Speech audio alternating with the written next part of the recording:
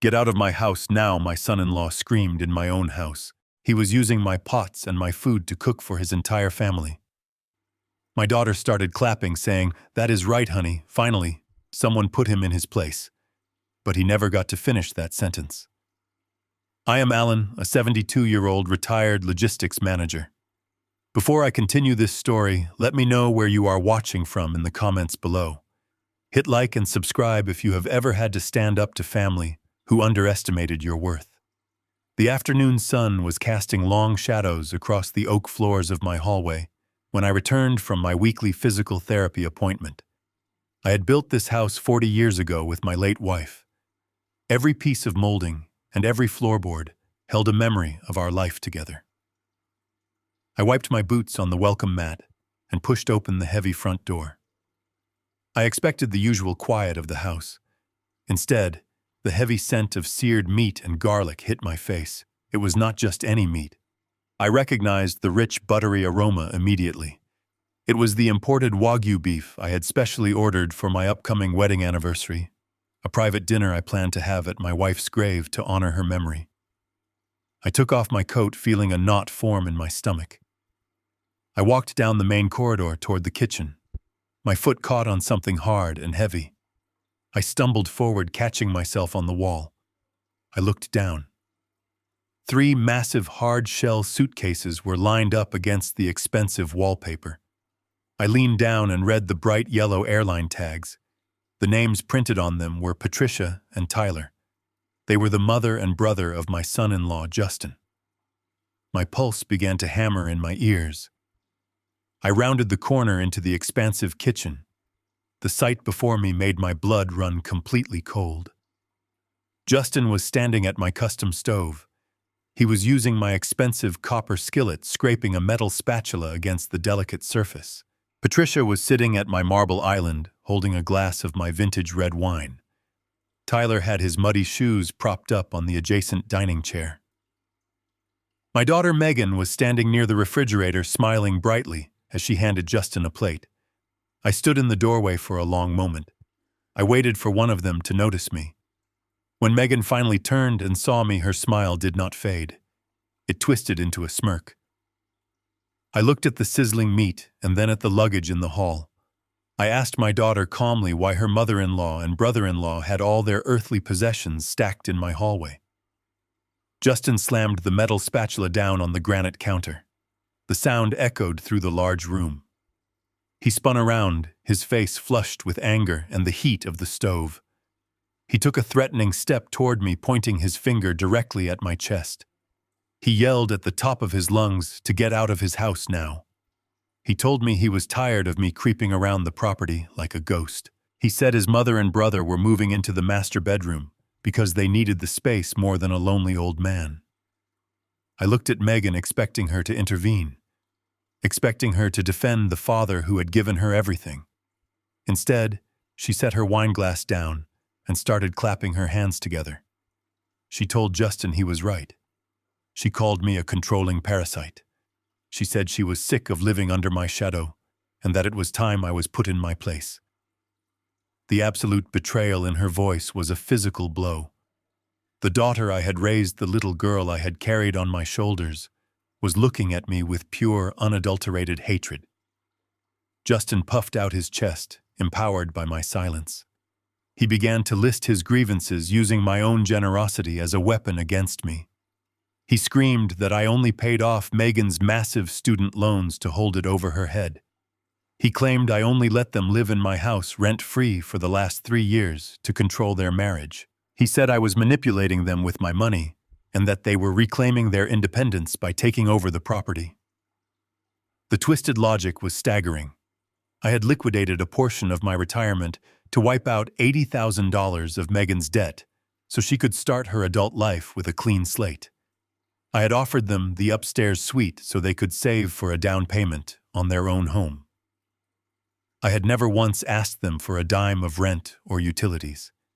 I had paid for their groceries and covered their car insurance. I had believed that providing financial security was the ultimate expression of a father's love. As I listened to Justin scream about his oppression, I realized my terrible mistake. My unconditional support had not built a foundation of gratitude. It had bred a monstrous sense of entitlement. They did not see me as a father or a benefactor. They saw me as an obstacle standing between them and their inheritance. Justin shouted that this house was now their sanctuary, and that I had until the weekend to pack my things and move into a retirement home. The screaming continued, but the sound began to fade into a dull roar in my ears. I did not raise my voice. I did not argue. I did not demand that Patricia and Tyler leave my home. Arguing with fools only drags you down to their level. A profound and chilling clarity washed over me. The emotional bond I had clung to was completely severed. The man standing before them was no longer a grieving widower or a desperate father seeking validation. I was the founder of a corporate logistics empire, and I knew exactly how to dismantle a hostile takeover. I turned my back on them without uttering a single syllable. I walked down the hall listening to Megan mock my silence. I stepped into my private study and locked the heavy oak door behind me. I walked over to the Persian rug and rolled it back, exposing the steel floor safe embedded in the concrete. I spun the dial, inputting the combination with steady hands. The heavy metal door clicked open. I bypassed the stacks of emergency cash and the velvet boxes of my wife's jewelry. I reached all the way to the back and pulled out a single thick red folder. I placed the folder inside a small leather travel bag. I walked into the attached half-bathroom and grabbed my toothbrush and my prescription medications. I did not pack any clothes. I did not look back at the room. I unlocked the side door of the study, which led directly to the private back alley behind the garden. I stepped out into the cool evening air. The heavy door closed behind me with a solid mechanical thud, locking automatically. I walked to the end of the alley and hailed a passing taxi.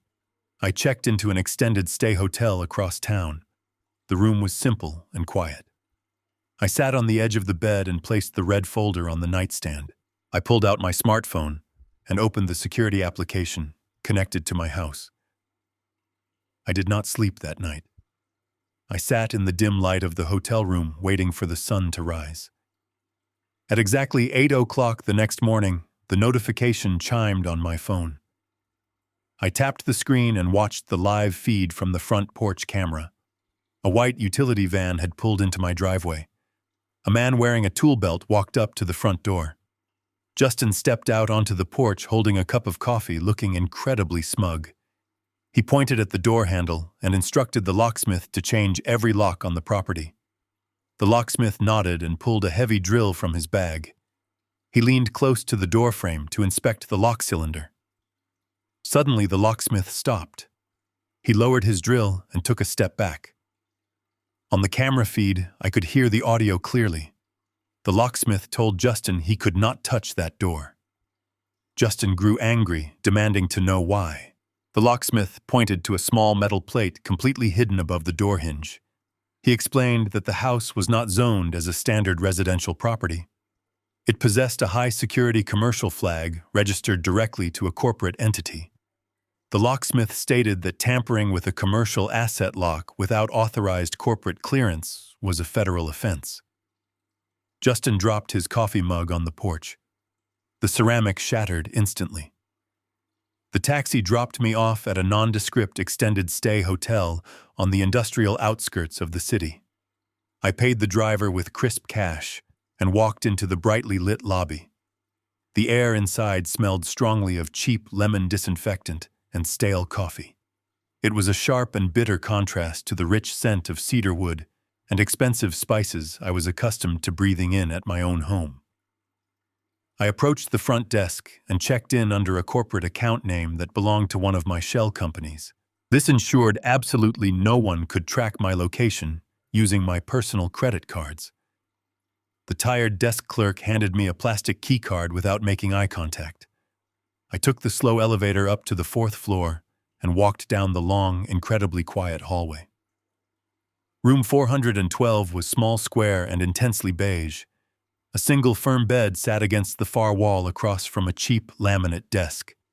The space completely lacked the warmth and elegance of the custom home I had built. However, it offered something far more valuable to me right now. It offered absolute and impenetrable anonymity. I placed my leather travel bag on the stiff bedspread and unzipped it. I took out my prescription medications and set them carefully on the bathroom counter. Then I pulled out the thick red folder and placed it squarely in the dead center of the desk. Next came my heavy-duty business laptop. I sat down on the rigid desk chair and plugged the thick power cord into the wall outlet. I pressed the power button and watched the high-resolution screen flicker to life. I did not feel tired in the slightest. The adrenaline from the vicious confrontation in my kitchen was still burning hot in my veins. My hands were perfectly steady as they hovered over the keyboard. I connected the machine to the secure cellular hotspot I always carried for corporate emergencies, avoiding the unsecure public internet of the hotel. I opened my encrypted web browser and typed in a highly complex alphanumeric web address from memory. A completely black login screen appeared demanding 2 separate passwords and a biometric thumbprint scan from the peripheral device I plugged into the side port. I provided all 3 security measures flawlessly. The screen refreshed instantly and displayed a large grid of 12 blank squares. A small circular loading icon spun in the center of each square. I leaned back in the cheap chair and waited patiently. This sophisticated security system was not connected to the standard commercial alarm panel Justin had arrogantly tried to override that morning. It was a completely independent network meticulously wired directly into the structural framing of the house. I had installed it 5 years ago using a discreet private contractor flown in from out of state. The entire system ran on a hidden backup generator and transmitted data through an invisible cellular router hidden in the attic. Absolutely no one in my family knew it existed.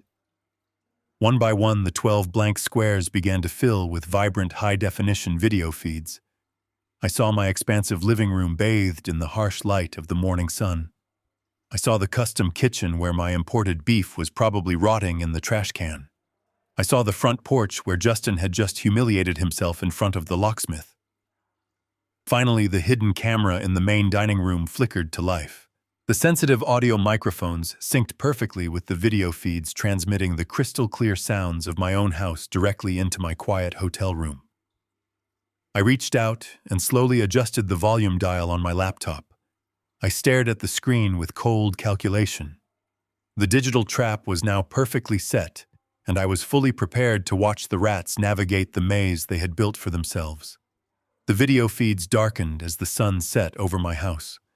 I sat in the silent hotel room, watching the digital clock on my laptop screen tick forward. By 7 o'clock, the quiet sanctity of my home was shattered. Unfamiliar people streamed through the front door into the foyer. Justin and Megan were throwing a celebration. It was a massive victory party to announce their hostile takeover of my property to all their friends. I turned up the laptop volume. Heavy bass music and raucous laughter filled my small room. Strangers walked across my polished hardwood floors in muddy shoes. They carried dripping paper plates of greasy food and overfilled plastic cups of cheap liquor. Some of them were leaning against the expensive wallpaper, leaving greasy handprints behind. My eyes traced the movement of the crowd as they spilled into the formal dining room. This was a space I had kept pristine since my wife passed away.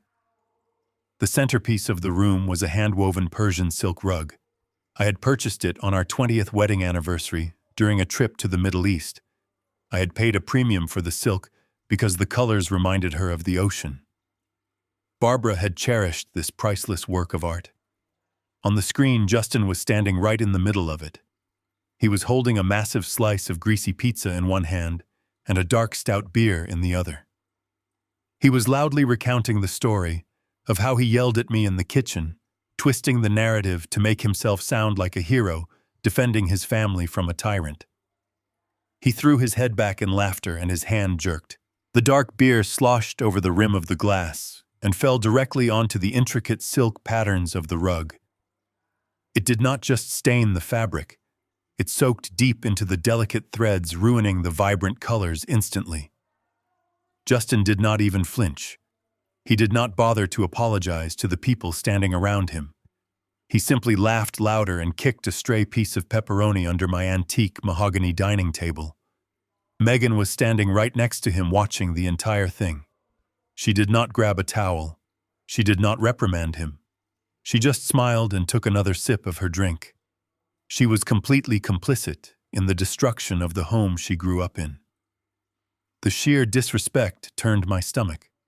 They thought they were simply ruining a piece of decoration to spite an old man. They had no idea about the profound desecration they were committing in that very room.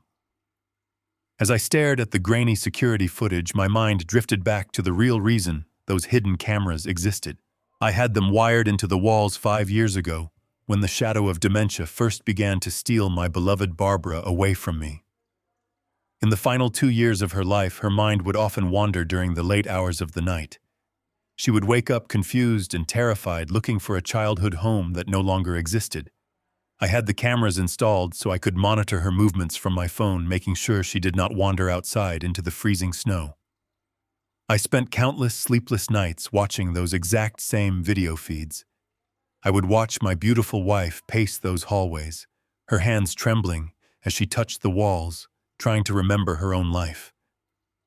That dining room where Justin was currently spilling beer and roaring with laughter was the exact spot where I had gently cradled Barbara on the floor one night, after she collapsed in a state of sheer panic.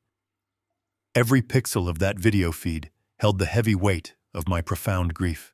Those cameras were the silent witnesses to the greatest heartbreak of my entire life. To see my daughter and her arrogant husband using that sacred space as a playground for their drunken vanity was not just an insult. It was an unforgivable violation of my wife and her memory. My hands curled into tight fists. The sorrow had completely evaporated, leaving only anger behind. All that remained was pure, calculated determination. I watched the party rage on, feeling a sense of absolute finality. They were celebrating a kingdom they did not understand. They were standing on a trap door, and my hand was already resting firmly on the lever. The digital clock on my laptop screen flipped to midnight. The raucous energy of the party had finally begun to burn itself out. The heavy bass music faded into a low, rhythmic thud. Most of the guests had stumbled out the front door, leaving behind a trail of crushed plastic cups and muddy footprints on my hardwood floors. I switched my attention from the ruined dining room to the high-definition camera mounted on the back patio. The motion sensor had triggered a yellow alert on my screen. I clicked the square to expand the video feed and adjusted the audio equalizer to filter out the background noise. Justin and his brother Tyler had stepped outside into the cool night air. Tyler was leaning heavily against the custom brick fire pit I had built by hand a decade ago. He held a half-empty bottle of expensive scotch. It was my scotch, a rare 20-year-old single malt I had been saving for a special occasion. Justin was pacing back and forth across the flagstone patio with a large unlit cigar clamped between his teeth. His chest was puffed out. He was gesturing wildly toward the expansive manicured lawn that stretched out toward the tree line. I leaned closer to the speakers. Tyler took a sloppy swig from the bottle and asked his brother how he planned to maintain such a massive property on a catering business salary. Tyler pointed out that the property taxes alone must be astronomical. Justin simply laughed. It was a loud, arrogant sound that echoed across the empty yard. He pulled the unlit cigar from his mouth and told Tyler not to worry about the money. He said the old man was a fool who paid off the mortgage years ago. Justin swept his arm across the yard and announced his grand vision. He told Tyler that by the end of the summer, that entire stretch of grass was going to be completely torn up. Justin proudly detailed his plan to build an Olympic-sized infinity pool, complete with a swim-up bar and a massive outdoor kitchen. He bragged about the imported Italian marble he had already picked out for the decking. Tyler looked skeptical. He slurred his words slightly, asking how Justin could possibly afford a construction project that massive. He asked if Megan had received a secret promotion at work. Justin shook his head and grinned. He leaned in close to his brother, looking incredibly proud of his own supposed financial genius. He told Tyler that the money was already secured. He bragged that he had scheduled a meeting at the bank for 10 o'clock the very next morning. Justin explained that he was taking out a $150,000 home equity line of credit. He spoke with absolute supreme confidence. He believed that because his name was listed on the residential utility bills, he possessed the legal authority to leverage the equity of the entire estate. He called it free money. He boasted that he was going to use the property as collateral to fund his luxury lifestyle, and that there was absolutely nothing the old man could do to stop him. I sat in the sterile hotel room, listening to the sheer magnitude of his financial ignorance. He genuinely thought he had conquered my kingdom and could now freely plunder the treasury. He was completely unaware that the deed to the property was locked inside an impenetrable corporate trust. He could not legally borrow a single dime against that house. However, his arrogant boasting revealed a much more immediate threat. If Justin was bold enough to attempt mortgage fraud, he was certainly bold enough to drain the liquid assets he actually had access to. My eyes drifted away from the video feed. I minimized the security application and opened a new secure browser window. I navigated to the login page of my primary financial institution. My fingers moved swiftly across the keyboard, typing in the administrative credentials. I did not just need to block his fraudulent loan application. I needed to completely sever his financial oxygen supply before the sun came up. I stared at the glowing banking portal on my laptop screen. The interface was familiar, but the numbers reflected a history of enabling behavior. I was finally ready to end. The primary checking account listed both my name and Megan's. It was a remnant from her college days, originally set up so I could easily transfer funds for her textbooks and emergency expenses. We had simply never removed my name. It had slowly morphed into the main financial artery for her household. I knew Justin deposited the daily cash revenues from his catering business directly into this account, because he thought keeping his business funds mixed with personal money would somehow hide it from tax audits. He was not a clever man, but his arrogance made him incredibly vulnerable. I did not hesitate. I moved the cursor to the Security Settings tab. I bypassed the standard temporary lock options and navigated straight to the fraud prevention protocols. I checked the box to initiate a hard freeze on the entire account structure.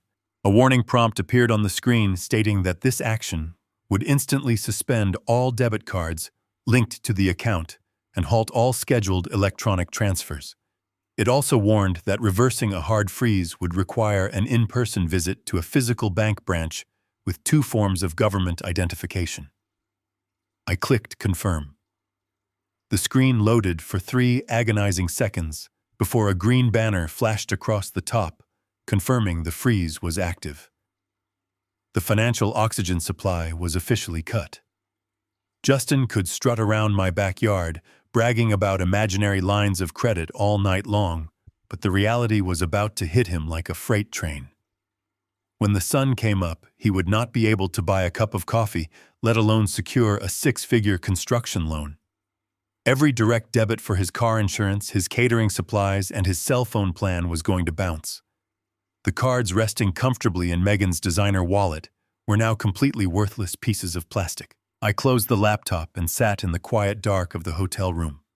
The silence was no longer oppressive. It felt like the calm before a very specific storm. I had not yelled. I had not threatened them. I had simply turned off the tap. Now it was just a matter of waiting for them to realize they were dying of thirst. The arrogance that fueled their hostile takeover was built entirely on the foundation of my money. I leaned back against the stiff hotel pillows and closed my eyes for the first time in 24 hours. I knew exactly what tomorrow would bring, and I was fully prepared for the chaos. The morning sun was barely breaking over the city skyline when I walked into the sleek glass lobby of my attorney's office building. Mitchell was not a warm man. He was not the type of lawyer who handled peaceful divorces or polite estate planning. He was a corporate litigator. He was a man who specialized in hostile takeovers and dismantling rival companies piece by piece. I had kept him on a lucrative retainer for over 2 decades. When the receptionist ushered me into his expansive corner office, Mitchell was already standing by the floor-to-ceiling window. He was reviewing a digital tablet with a deep frown. He did not offer me a cup of coffee. He did not ask how I was feeling or offer empty sympathies. He simply pointed to the heavy leather chair across from his massive mahogany desk. He asked what kind of war we were fighting today. I sat down and placed the red folder flat on the polished wood surface. I laid out the events of the previous 24 hours with complete emotional detachment. I described the hostile occupation of my kitchen and the luggage piled in the hallway. I detailed the verbal abuse from Justin and the sickening applause from my own daughter. I told him about the arrogant locksmith incident. Then I explained the conversation I had recorded on my hidden cameras regarding the fraudulent home equity loan Justin planned to secure. Mitchell listened in absolute silence. His face remained a perfectly blank mask of professional calculation. When I finished speaking, he leaned forward and tapped his heavy gold pen against the desk. He suggested we start with the standard legal approach. He offered to draft a firm cease and desist order, followed by a formal 30-day eviction notice. He said we could have the local sheriff deliver the paperwork by noon to scare them into packing their bags and leaving my property. I shook my head slowly. I told Mitchell that a warning letter was a courtesy reserved for people who deserved a second chance. I did not want to scare them. I wanted to completely eradicate their ability to ever threaten my peace or my assets again. I explained that I had already initiated a hard freeze on the joint checking account I shared with Megan. I watched Mitchell raise an eyebrow in slight surprise. I leaned in closer and revealed the crucial piece of financial leverage I had been holding back. I told him that Justin had been using that specific personal account to process all the revenue and expenses for his commercial catering business. He had been doing it for 3 years to deliberately hide his actual income from federal tax auditors. Mitchell stopped tapping his pen. A cold and highly calculating smile slowly spread across his face. He understood exactly what I was handing him on a silver platter. It was not just a petty family dispute over real estate anymore. It was a fully documented case of financial fraud and tax evasion happening right under the nose of the federal government. Mitchell tossed his tablet onto the desk and pressed a button on his intercom. He did not ask his paralegal to draft an eviction notice. Instead, he ordered his legal team to immediately dispatch our firm's top forensic auditor directly to the main branch of my bank. I sat back in my chair and listened to Mitchell issue rapid-fire instructions over the speaker. The auditor was authorized to pull every single transaction record deposit slip and cleared check from that joint account stretching back 36 months. They were going to systematically categorize every catering supply purchase, every undeclared cash deposit, and every personal luxury Justin had illegally written off as a legitimate business expense. Mitchell explained that by lunchtime, we would have a comprehensive and devastating ledger of his tax fraud. We were not going to send a polite letter asking them to leave my house. We were going to build an airtight criminal dossier that could send Justin to federal prison. The sheer beauty of this strategy was its absolute silence. Justin and Megan would have absolutely no idea that a ruthless corporate investigator was currently dissecting their entire financial existence. They would wake up thinking their only problem was a frozen debit card. They would likely blame the decline on a simple bank error or a temporary computer glitch. They would spend their morning making angry and frustrated phone calls to customer service representatives, completely unaware that a massive legal guillotine was being hoisted directly above their heads. I stood up from the leather chair and shook Mitchell's hand. His grip was firm and reassuring. I walked out of the towering glass building and stepped back into the bustling city streets. The morning air felt incredibly crisp and clean against my face. I had officially handed the execution over to a cold professional. The emotional father who had paid off student loans and offered free rent was entirely gone. In his place stood a man who was ready to watch his enemies drown in their own blind arrogance. While the forensic auditor was busy dissecting Justin's fraudulent tax history, my daughter Megan was completely oblivious to the financial trap closing around her. She had spent her morning browsing the most exclusive design district in the city. She walked into a high-end European furniture boutique with the confident stride of a woman who believed she had just inherited an empire. The showroom was vast and silent, filled with the scent of rich Italian leather and polished teak wood. Soft classical music played from hidden speakers, creating an atmosphere of absolute luxury. Megan was not there to simply look around. She was there to replace the antique mahogany furniture her husband had desecrated the night before. She found exactly what she was looking for in the center of the pristine showroom. It was a massive imported velvet sectional colored in a deep royal emerald. The price tag attached to the armrest boldly displayed a sum of $15,000. It was a completely absurd purchase for a woman who had never earned a six-figure salary in her life. But Megan did not care about the price tag. She believed she was spending my money. She believed she was untouchable. She waved her hand dismissively to summon a sharply dressed sales associate. She did not ask any questions about the fabric durability or the delivery timeline. She simply pointed a perfectly manicured finger at the massive sofa and told the associate she wanted it delivered to her new estate by the end of the week. She spoke to the staff member with the exact same condescending tone she had used on me in my own kitchen, just a day earlier.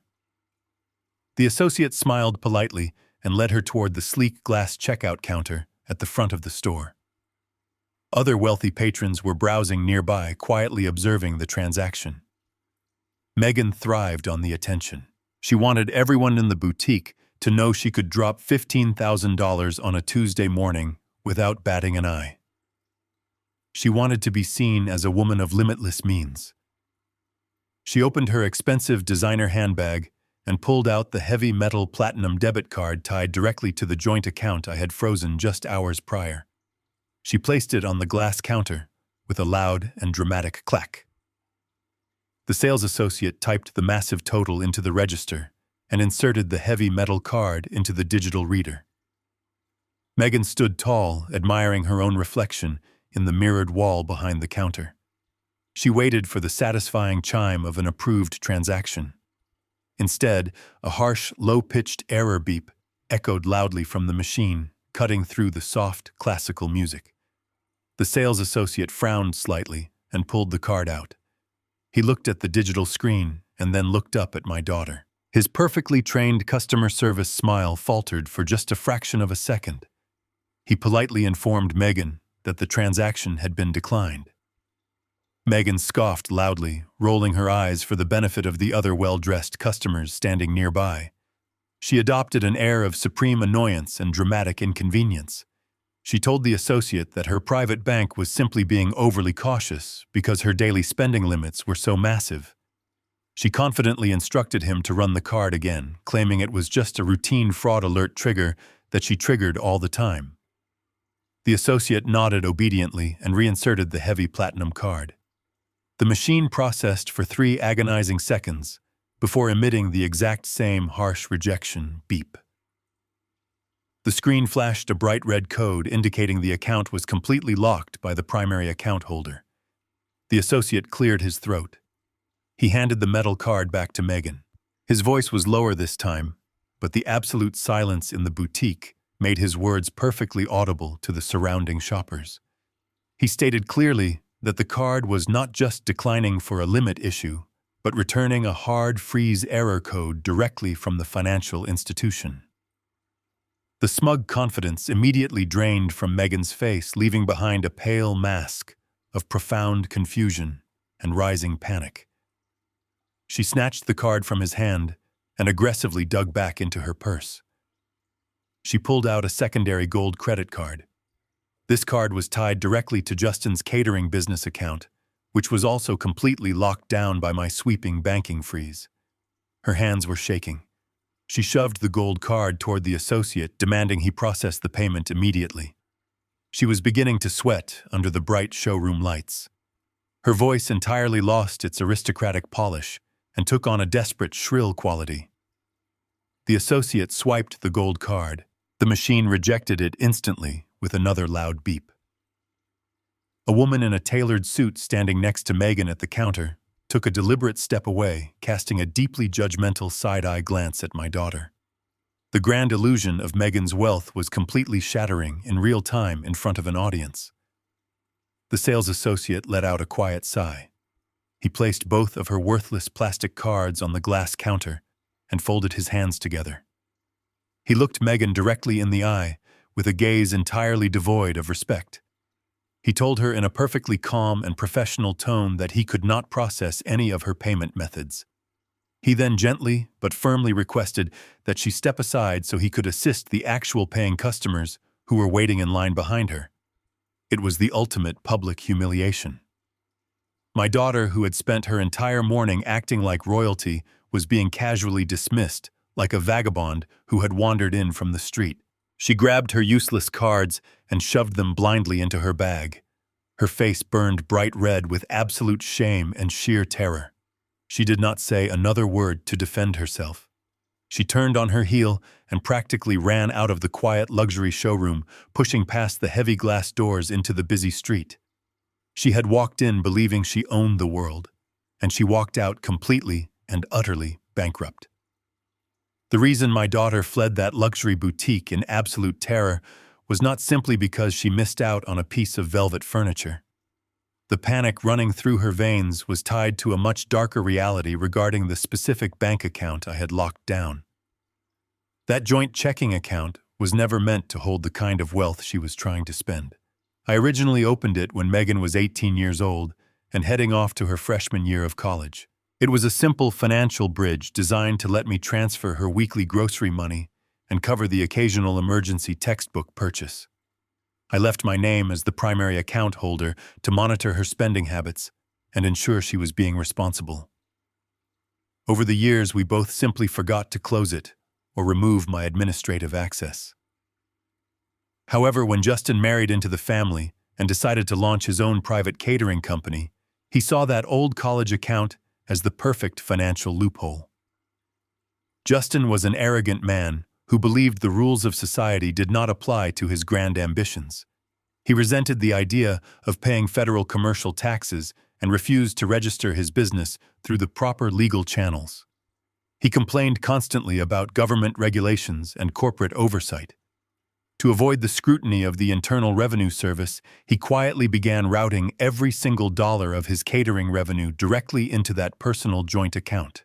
He instructed his wealthy clients to pay him exclusively in cash or to write personal checks made out to him directly, rather than to a registered business entity.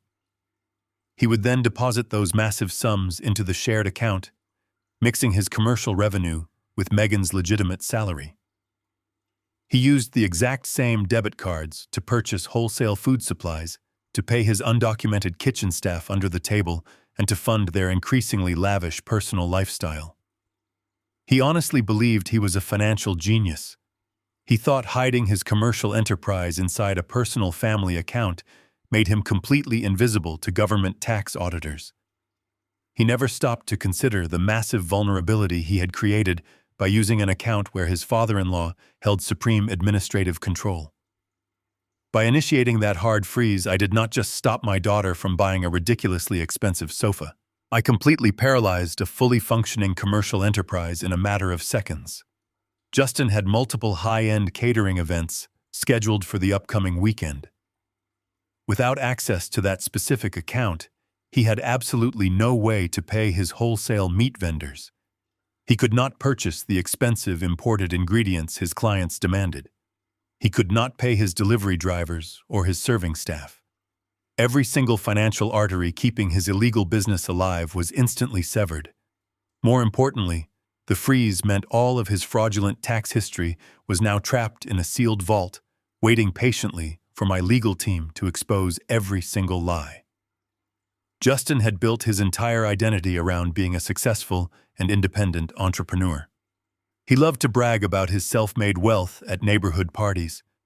But the truth was, his entire empire was nothing more than a fragile house of cards built on top of my name and my credit history.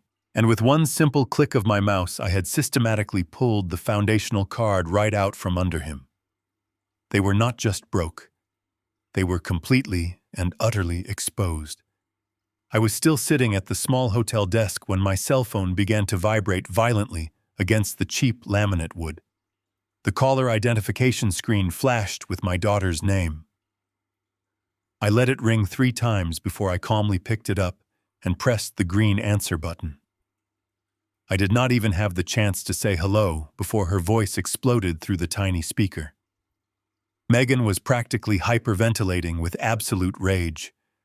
Her voice was shrill and completely devoid of the smug confidence she had displayed in my kitchen the day before. She screamed that I had publicly humiliated her at the luxury furniture boutique. She demanded to know why her platinum card and her husband's business cards were completely locked out. She ordered me to log back into the banking portal and reverse the hard freeze immediately. She claimed I was ruining her life and destroying her husband's legitimate catering business out of pure spite. I sat in the quiet room and let her scream until her throat was raw. I did not offer a single word of explanation or apology. My absolute silence only fueled her blind panic. When she realized I was not going to negotiate, she decided to escalate the situation. She took a deep, ragged breath and played what she believed was her ultimate trump card. She told me that if I did not unlock the accounts and give them access to the money, she was going to take matters into her own hands. Her tone turned vicious and dripping with malice. She reminded me that I had left my fully restored 1968 classic pickup truck parked in the third bay of the estate garage. That truck was my pride and joy. I had spent 5 years meticulously rebuilding the engine and restoring the vintage leather interior with my own 2 hands. It was a flawless piece of automotive history worth a small fortune on the private market. Megan knew exactly how much I cherished that vehicle. She confidently declared that Justin already had the keys in his pocket. She threatened to have him drive my beautiful vintage truck straight to an exotic car dealership across town and sell it to a cash buyer before the sun went down. She said they would use the cash from the quick sale to fund their backyard pool project, and there was absolutely nothing I could do to stop them because I was hiding in a hotel room. She laughed a cruel and desperate laugh, believing she had finally found my weak point. She told me I had exactly 1 hour to restore their banking access, or she would send me a picture of the bill of sale. She paused, waiting for me to beg her to stop. She was waiting for the emotional father to surrender and protect his prized possession. But that emotional father no longer existed. I simply pulled the phone away from my ear, looked at the glowing screen, and tapped the red disconnect button. I ended the call right in the middle of her triumphant laughter. The silence returned to my hotel room instantly. I did not feel a single ounce of fear or anxiety about my truck. They were acting on pure, reckless emotion and playing checkers while I was constructing a federal chessboard. I did not wait a single second to make my next move. I opened the keypad on my phone and dialed the direct emergency contact number for the State Department of Motor Vehicles. A dispatcher answered the line within 2 rings. I identified myself using my full legal name and provided the corporate identification number linked to my logistics company. I informed the dispatcher in a calm and steady voice that the custom license plates registered to my 1968 classic vehicle had just been stolen from my private property. I provided the exact alphanumeric sequence of the plates and requested that a high-priority stolen property alert be issued to all active highway patrol units and local law enforcement agencies in the city immediately. The trap was now perfectly set and armed. Justin was about to drive a stolen vehicle directly into a felony arrest. I later reviewed the high-definition security footage provided by the dealership to my attorney Mitchell. It allowed me to watch the exact moment my son-in-law drove his own life directly off a cliff. Justin backed my beautifully restored 1968 classic pickup truck out of my garage with absolute reckless abandon. The heavy rumble of the meticulously tuned engine echoed through the quiet suburban neighborhood. He gripped the custom-stitched leather steering wheel with sweaty palms, believing he was holding a winning lottery ticket. He did not care about the hundreds of hours I had spent under the hood of that vehicle.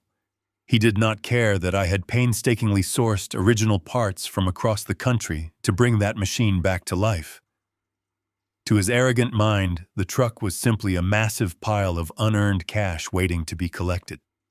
He drove across town, breaking several speed limits, feeling completely invincible. He thought he had outsmarted me simply because he had a set of spare keys he had stolen from my study. He pulled the heavy vintage truck onto the pristine lot of the most exclusive exotic car dealership in the financial district. The lot was filled with sleek, modern European sports cars, painted in bright, aggressive colors. However, the moment the deep cherry-red paint and the gleaming chrome bumpers of my classic truck caught the afternoon sun, every single salesperson stopped what they were doing. A beautifully restored vintage American truck is a rare commodity in a world of mass-produced luxury. Justin parked the vehicle right next to the massive floor-to-ceiling glass windows of the main showroom.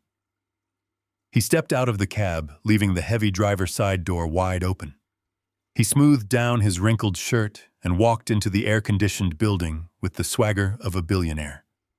He approached the polished reception desk and loudly demanded to speak with the general manager immediately. He proudly announced that he had a flawless classic vehicle outside, and he was willing to part with it today for a quick cash transaction. The general manager was a seasoned professional who dealt with wealthy, eccentric clients every single day. He walked out to the lot and slowly circled my truck. The manager immediately recognized the absolute perfection of the restoration. He noted the flawless paint job, the pristine condition of the undercarriage, and the smooth idle of the engine. He knew he could easily flip the truck to a private collector for a massive profit. Justin leaned against the fender, bragging about how the truck had been in his family for years and that he simply needed to liquidate the asset to fund a new real estate project. The manager nodded politely, keeping his expression entirely neutral. He asked Justin for the keys and the vehicle registration documents so he could run the standard preliminary paperwork. Justin confidently reached into the glove compartment and handed over the small leather binder containing the registration card. He did not bother to read the specific name printed on that card. He simply assumed possessing the physical vehicle gave him the legal right to sell it. The manager invited Justin to sit inside the cool showroom and offered him a bottle of sparkling water. Justin sank into a plush leather sofa, checking his phone and waiting for his massive payday. He had absolutely no idea that the manager had walked into his private back office and typed the vehicle identification number directly into the state dealership database. The moment the manager hit the enter key, his computer screen did not show a standard blue confirmation page. It instantly flashed a bright red warning banner. The system alerted him that the specific vehicle he was currently running was officially flagged by the State Highway Patrol as stolen property belonging to a corporate entity. The alert instructed the manager not to alert the suspect and to contact local authorities immediately. The manager was a smart man who did not want a violent confrontation in his expensive showroom. He picked up his desk phone and dialed the police. He then walked back out to the showroom, smiling warmly at Justin. He apologized for the slight delay, claiming the bank needed a few extra minutes to authorize such a large cash transfer. Justin simply waved his hand arrogantly, telling the manager to take his time. Justin walked back outside to the truck. He climbed up into the driver's seat and left the door open, enjoying the smell of the expensive leather. He was so completely absorbed in his own greed that he did not notice the 3 black police cruisers rolling silently onto the dealership lot. The officers did not use their sirens. They did not flash their bright roof lights. They executed a tactical approach, moving swiftly and silently to block all potential escape routes. Justin finally looked up from his cell phone when a dark shadow fell across the open door of the cab. He turned his head and found himself staring directly down the barrel of a drawn police weapon. 2 uniformed officers were standing beside the truck, their faces completely rigid. They did not ask him for his license or registration. They did not ask him politely to step out of the vehicle. One officer grabbed Justin by his shirt collar and physically yanked him out of the high cab. Justin hit the pristine white pavement of the dealership lot hard. The breath was knocked completely out of his lungs.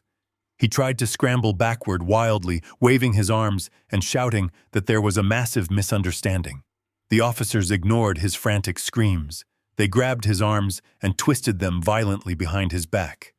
The sharp metallic click of the heavy steel handcuffs echoed loudly across the quiet lot. The general manager and several wealthy clients stood behind the glass windows of the showroom, watching the entire humiliating spectacle unfold. Justin was shoved aggressively against the side of the police cruiser. He was crying now, his face pressed against the hot metal of the car. He screamed that the truck belonged to his father-in-law and that he had permission to take it. The arresting officer simply leaned in close to his ear and informed him that he was currently being detained for the felony theft of a commercial corporate asset. The illusion of his power was completely shattered on the hot asphalt, leaving nothing behind but a pathetic, broken thief. Justin was hyperventilating against the hot metal of the police cruiser. He was begging the officers to call his father-in-law. He was shouting my name frantically, claiming that I had given him the keys and the explicit permission to sell the vehicle. He told them it was all just a massive misunderstanding between family members that could be cleared up with a single phone call. The senior arresting officer was completely unfazed by the desperate performance. He did not reach for his radio to contact me. Instead, he reached into his front uniform pocket and pulled out the small leather registration binder that the dealership manager had handed over. The officer flipped it open and held it right in front of Justin's sweating face. He ordered Justin to read the registered owner name printed clearly on the official state document.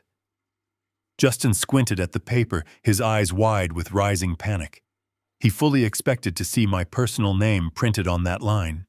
He expected to see a simple familial connection he could easily manipulate or explain away to a sympathetic judge. Instead, he saw a long string of capitalized letters ending with the words holding Group LLC. Justin stammered violently. He shook his head and argued that it made absolutely no sense. He desperately tried to convince the officer that I was just a retired old man living quietly in the suburbs and that the truck was simply my weekend hobby. This was the fatal blind spot in his arrogant takeover. Justin looked at me and only saw an aging father-in-law tending to a garden and paying off his daughter's student loans. He saw a soft target ripe for the picking. He completely failed to comprehend the actual nature of the man he was attempting to rob. Decades ago, when I first began building my national logistics empire from the ground up, I learned a very harsh and permanent lesson about the dangerous vulnerabilities of personal wealth.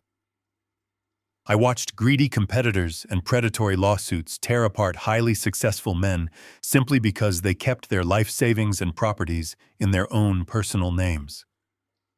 I promised myself I would never leave my family exposed to that kind of destruction. I spent years working with ruthless corporate attorneys to construct an absolute legal fortress.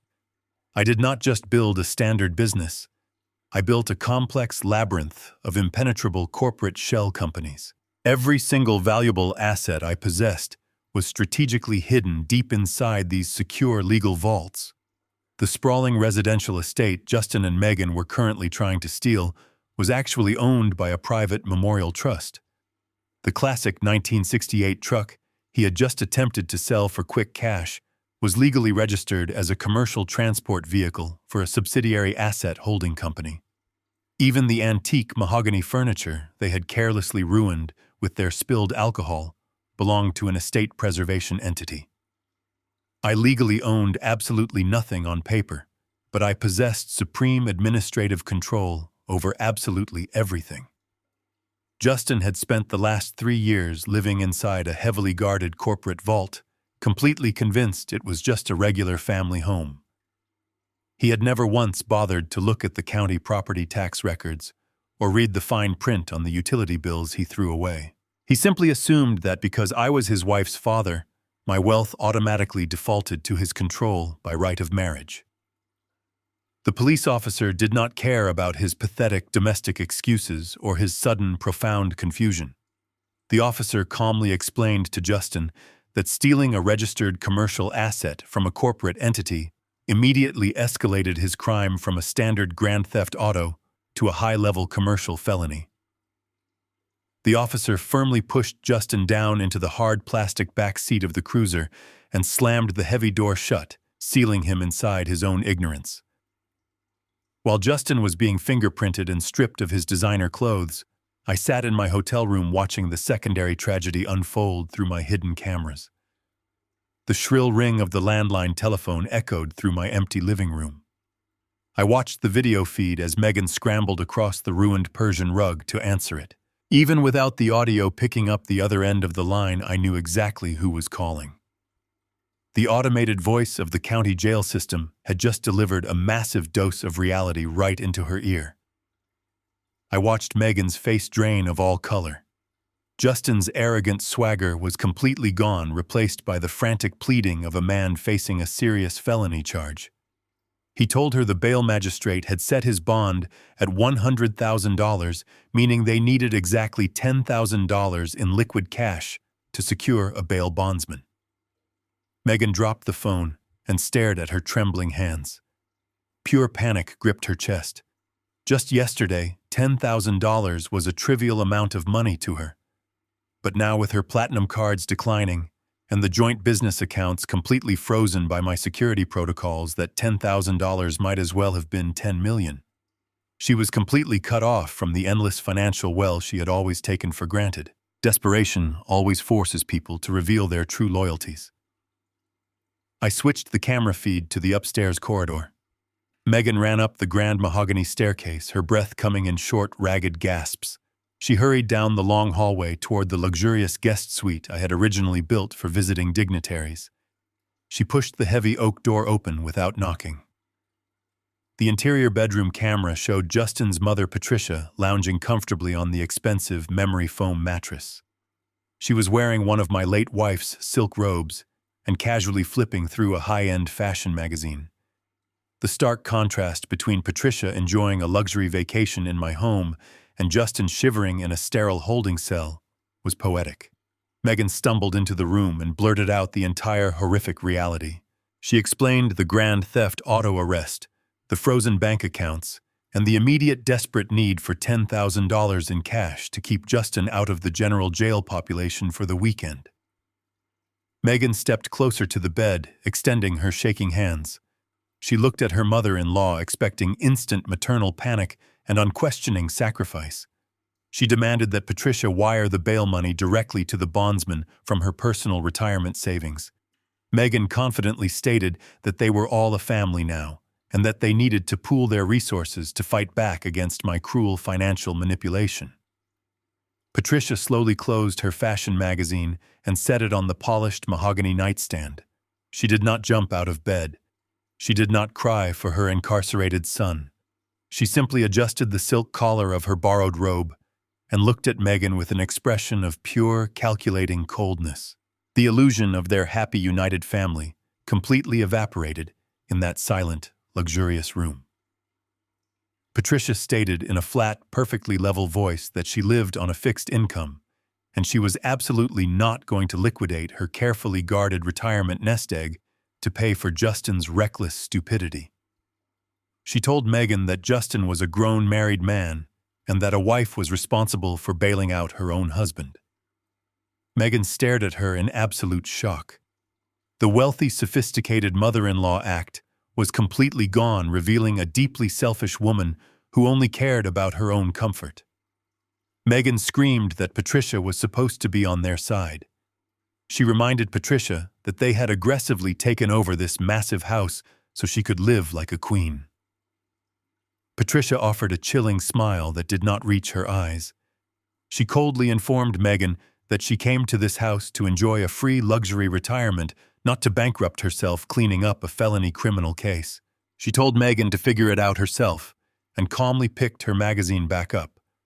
The unbreakable alliance that had confidently overthrown me in the kitchen just 24 hours ago was now completely shattered into jagged pieces.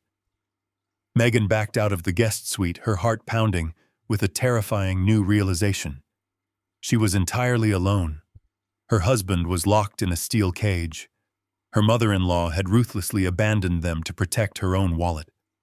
And the father she had cruelly dismissed as a parasite was currently holding every single string of her financial survival.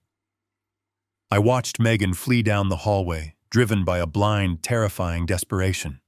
She was entirely out of options, which meant she was perfectly primed to make the absolute worst financial decision of her entire life.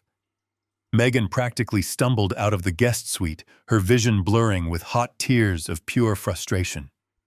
Her chest heaved as she walked down the long hallway toward the master bedroom. The absolute silence of the massive house was no longer comforting. It felt like a trap closing tightly around her.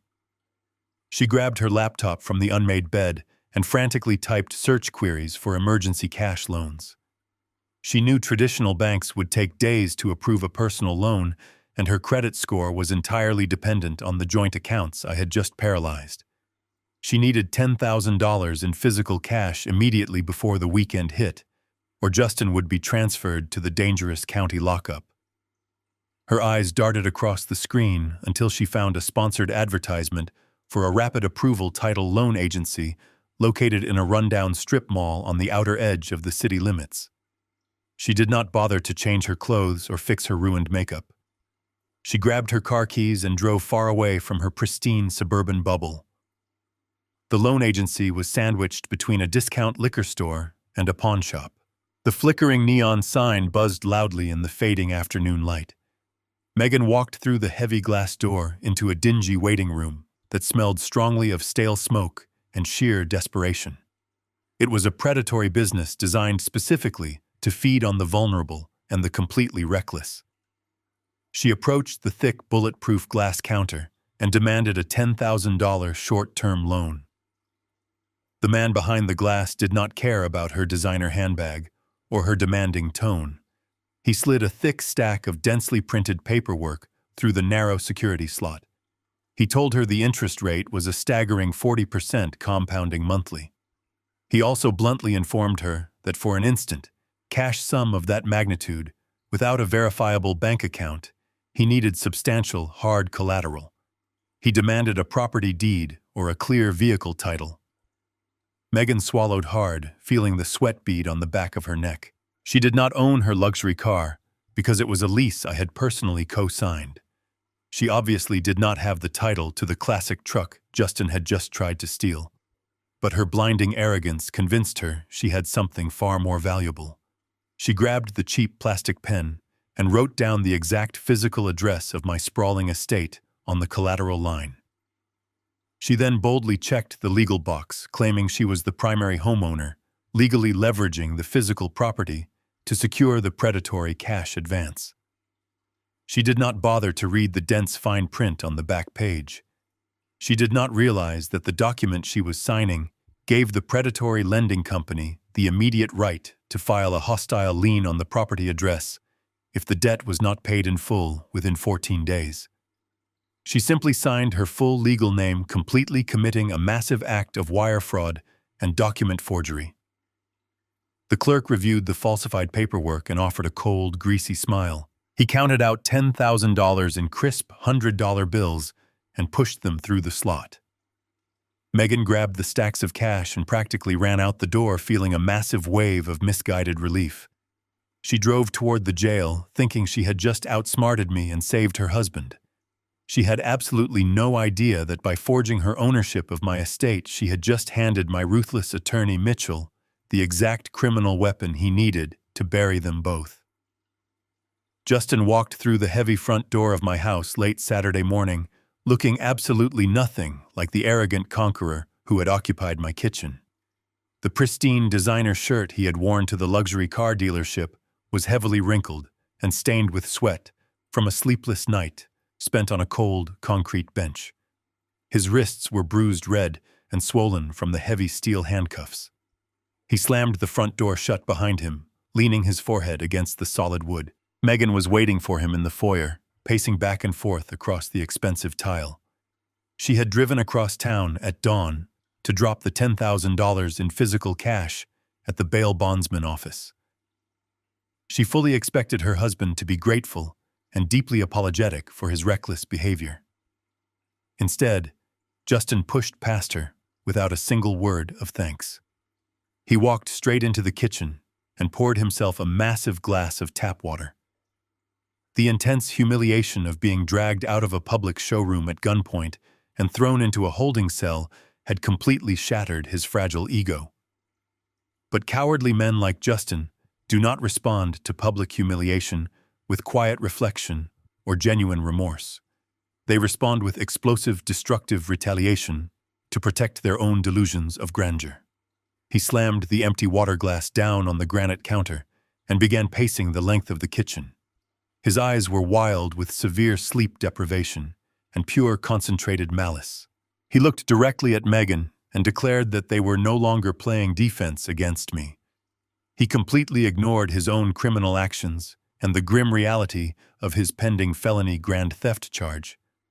Instead, he twisted the narrative, entirely blaming his arrest and their frozen bank accounts completely on me. He told Megan that my behavior over the past 48 hours was not the calculated strategy of a rational man protecting his assets. He violently claimed it was the erratic, paranoid lash out of a sick old man whose mind was rapidly and dangerously deteriorating. Justin leaned across the marble kitchen island and proposed a ruthless legal counterattack. He told his wife that they needed to immediately file a massive civil lawsuit against me for squatter harassment and severe elderly dementia. He laid out a vicious, detailed plan to petition the county family court for an emergency medical and financial conservatorship. He explicitly wanted to legally strip me of my basic human rights, declare me mentally incompetent to manage my own affairs, and forcibly seize power of attorney over my entire estate. Justin aggressively argued that they already had the perfect evidence to present to a sympathetic family court judge. He said they could easily spin the sudden freezing of their joint bank accounts and the police report regarding the stolen vehicle as clear, undeniable proof of my cognitive decline. He claimed he could convince the court that I was suffering from severe late-stage paranoia and terrifying delusions of theft. He painted a masterful fiction where they were the responsible, loving children, simply trying to manage an elderly father who had completely lost touch with reality and become a danger to himself. Megan stood in the center of the kitchen, listening to her husband excitedly plot the absolute legal and psychological destruction of her own father. There was a brief, fleeting moment where a daughter with a shred of conscience might have recognized the sheer evil of the plan and demanded he stop. But Megan was completely consumed by terror regarding the predatory high-interest title loan she had just illegally signed. She desperately needed a permanent solution to cover up her massive wire fraud. She looked at Justin and nodded her head in complete enthusiastic agreement. She told him to call their lawyer first thing Monday morning to draft the conservatorship papers and force me into a locked psychiatric facility. They stood in my beautiful kitchen, convincing themselves they were about to win the ultimate war. They truly believed that by labeling me crazy, they could finally seize total control of the corporate estate and sweep their own massive crimes under the rug. They were so incredibly busy plotting my total destruction that they completely failed to realize a completely different kind of legal executioner was already walking up the front steps. Justin and Megan were standing in my kitchen finalizing their cruel strategy to lock me away in a psychiatric ward. They were practically celebrating their own malicious brilliance when 3 sharp, heavy knocks echoed from the solid oak front door. The sound cut through their arrogant laughter like a physical blow. Justin stiffened his shoulders, immediately tensing up. After spending the night in a concrete holding cell, the sound of a sudden knock brought a flash of pure panic to his eyes. But his ego quickly overpowered his fear.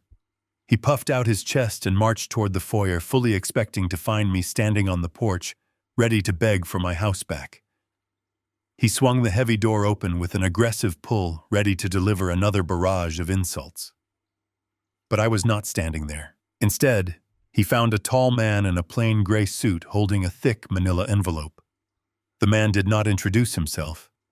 He did not smile or offer a polite greeting. He simply looked at the clipboard in his hand and asked Justin to confirm his identity. Justin nodded slowly, his previous anger completely evaporating into deep confusion. The man thrust the heavy envelope directly into the chest of my son-in-law, turned around, and walked briskly back down the long paved driveway toward his unmarked car. Justin stood on the porch, staring down at the thick package. Megan walked up behind him, peering over his shoulder. A vicious smile slowly spread across her face. She eagerly told Justin that I must have finally hired a cheap lawyer to send an empty threat. She told him to open it, believing it would be the exact piece of erratic legal paperwork they needed to prove my supposed mental instability to the family court judge. Justin ripped the top of the envelope open and pulled out a massive stack of densely printed legal documents. He flipped to the first page, expecting to see the law firm letterhead of my attorney or my own signature. He saw neither. The bold black letters stamped across the top of the official document did not belong to my legal team. They belonged to the Master Homeowners Association Board of Directors. The color instantly drained from the face of Justin as his eyes scanned the severe legal language. This was not a petty squabble with an old man. This was a formal legal prosecution initiated by the most powerful and ruthless neighborhood governing body in the entire state.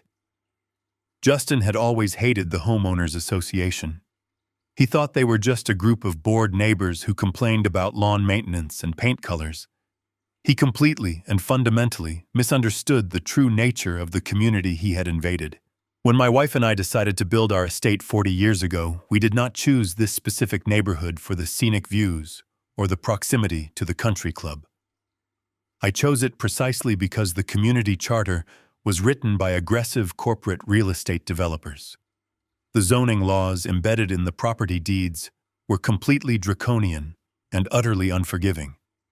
The neighborhood was strictly designated for single-family residential living.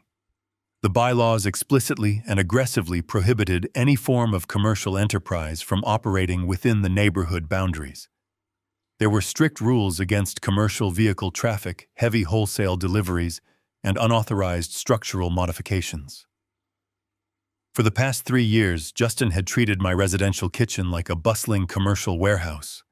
He had massive refrigerated delivery trucks backing into my driveway twice a week to drop off wholesale meat and produce. He had his undocumented catering staff parking their loud vehicles along the quiet residential street at all hours of the night. He had even taken a sledgehammer to a load-bearing wall in the pantry last month to create more storage space for his catering equipment, completely ignoring the required city permits and neighborhood architectural review board approvals.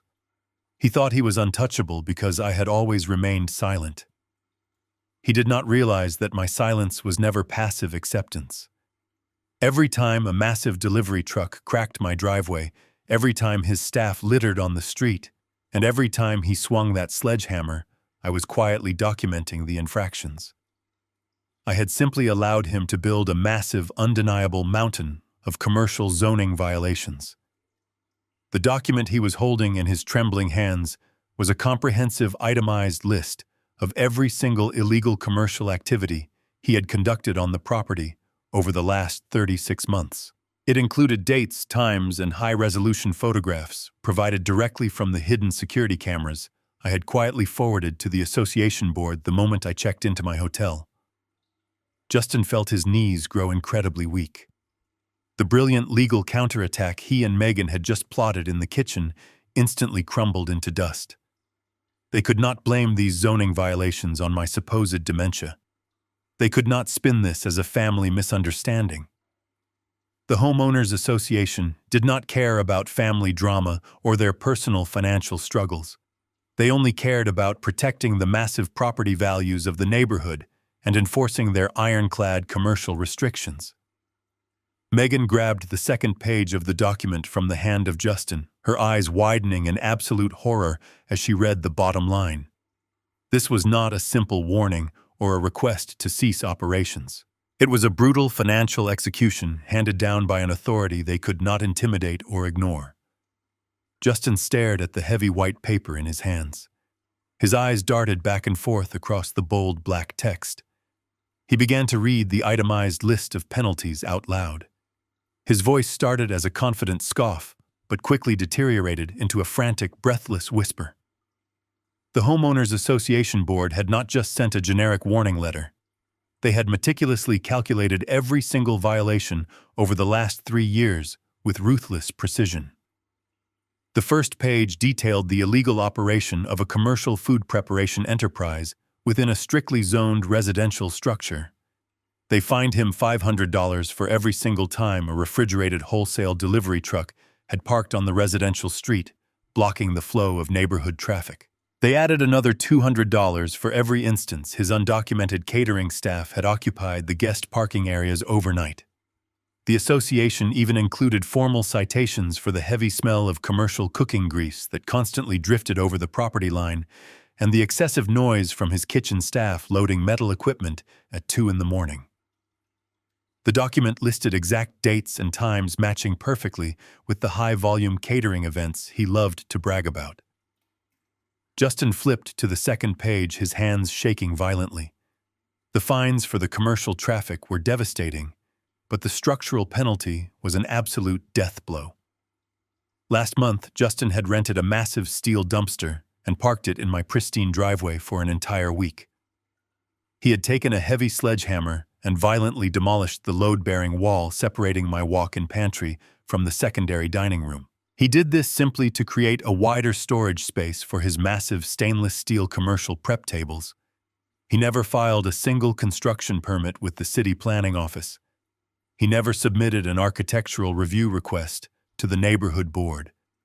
He arrogantly assumed that what he did inside the walls of my house was entirely his own business and that no one would ever find out.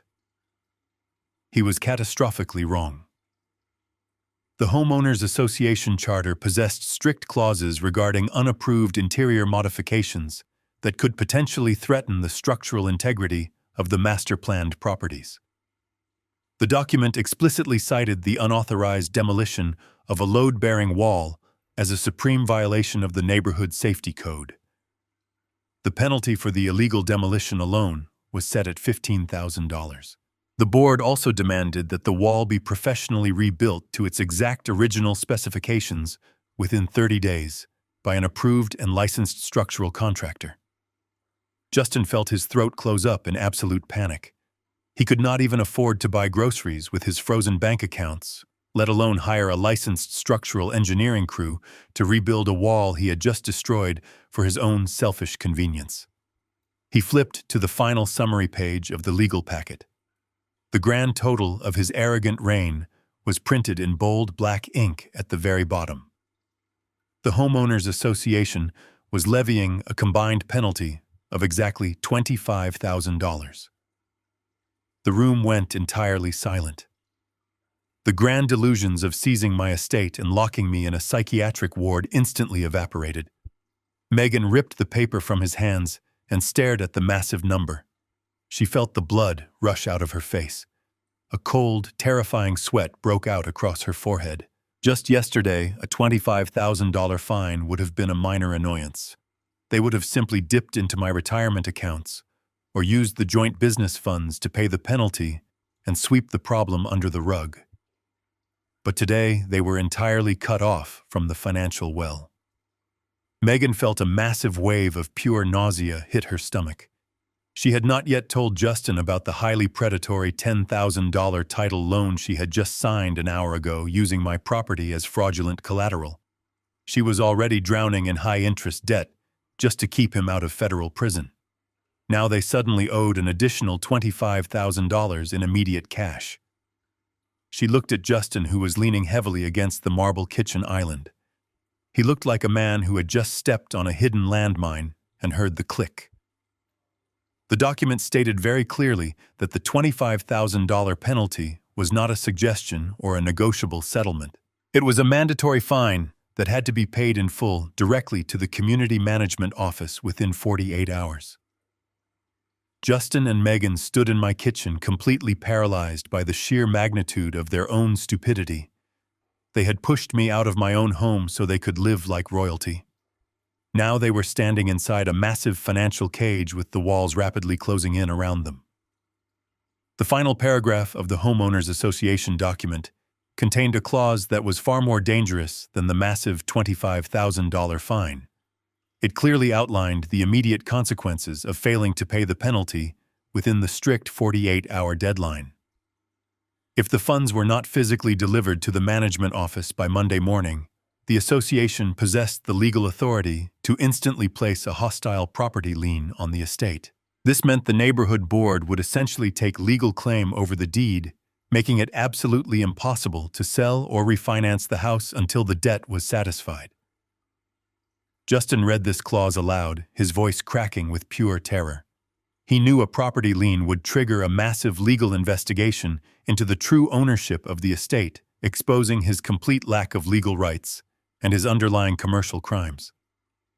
The threat of the lien finally broke Megan. The sheer panic overrode her desperate need to hide her own colossal mistakes from her husband.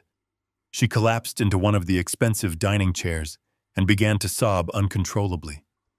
Through her ragged breathing, she finally confessed what she had done earlier that afternoon to secure his bail money. She told Justin about the dingy strip mall, the predatory lender, and the 40% interest rate. But the detail that made Justin physically stumble backward was the collateral. She admitted that she had forged her name on a legal document, claiming she was the sole owner of my property to secure the $10,000. She told him that if they did not pay that money back in 14 days, that shady company would also file a lien against the house. They were now facing two massive financial ticking time bombs attached directly to a property they did not even own.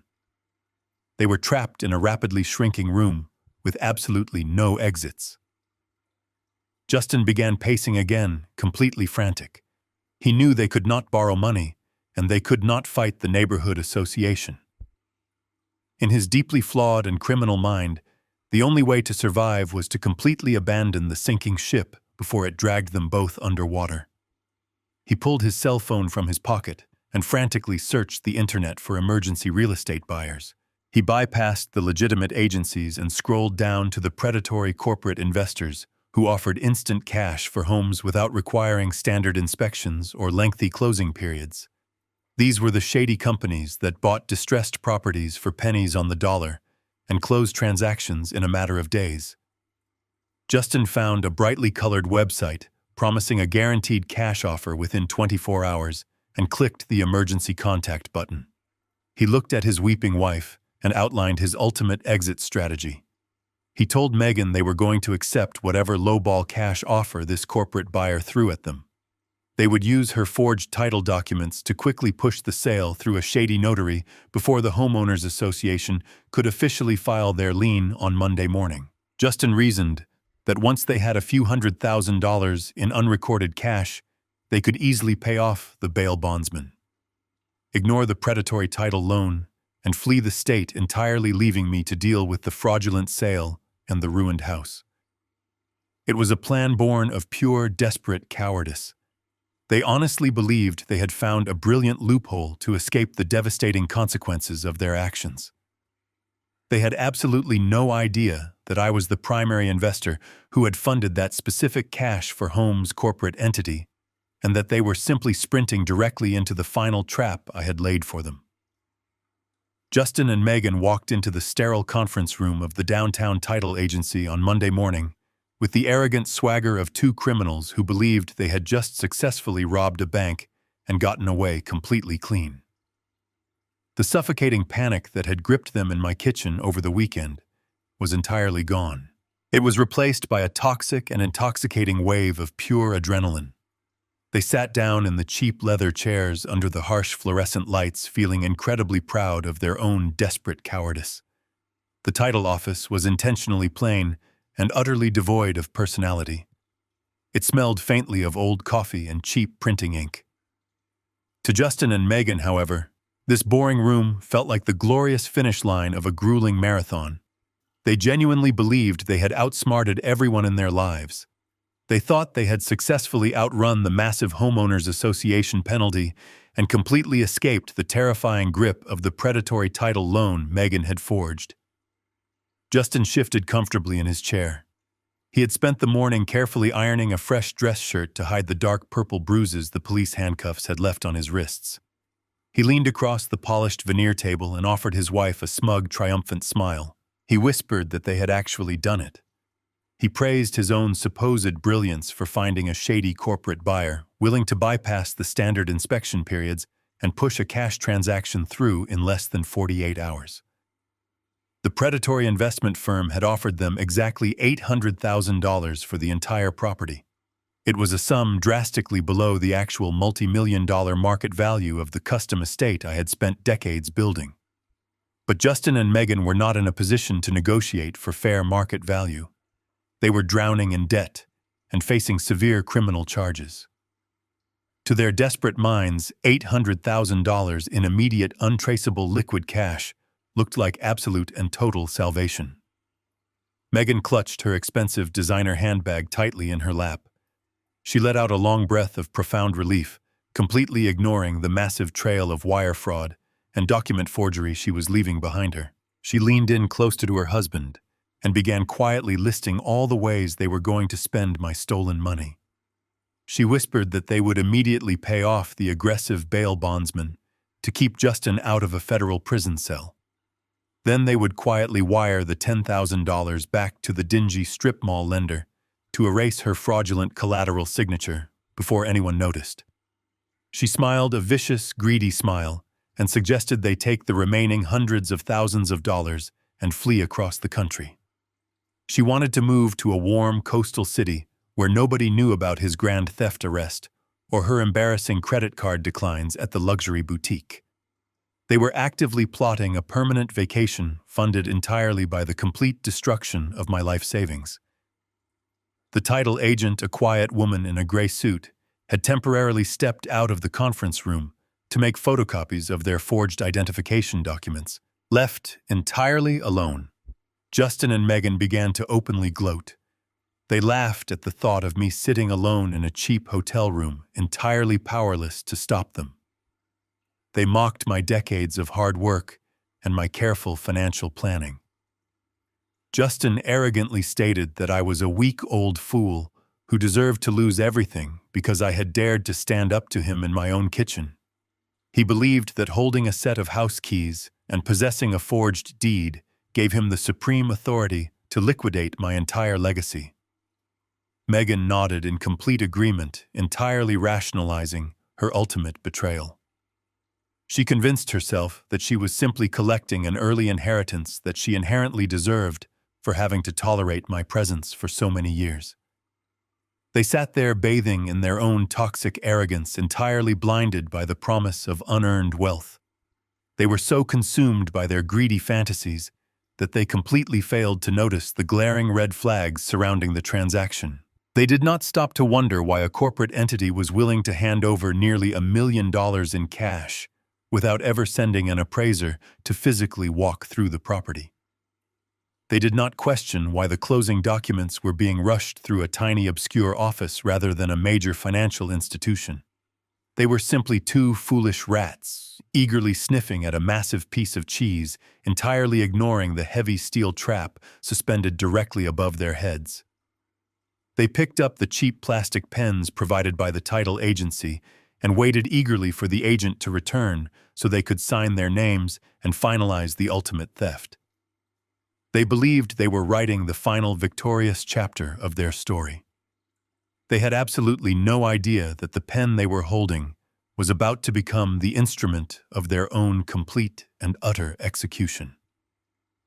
Justin was practically vibrating with anticipation as the heavy door to the conference room finally clicked open. He had his cheap plastic pen hovering right over the signature line of the blank closing document, completely ready to finalize his massive payday.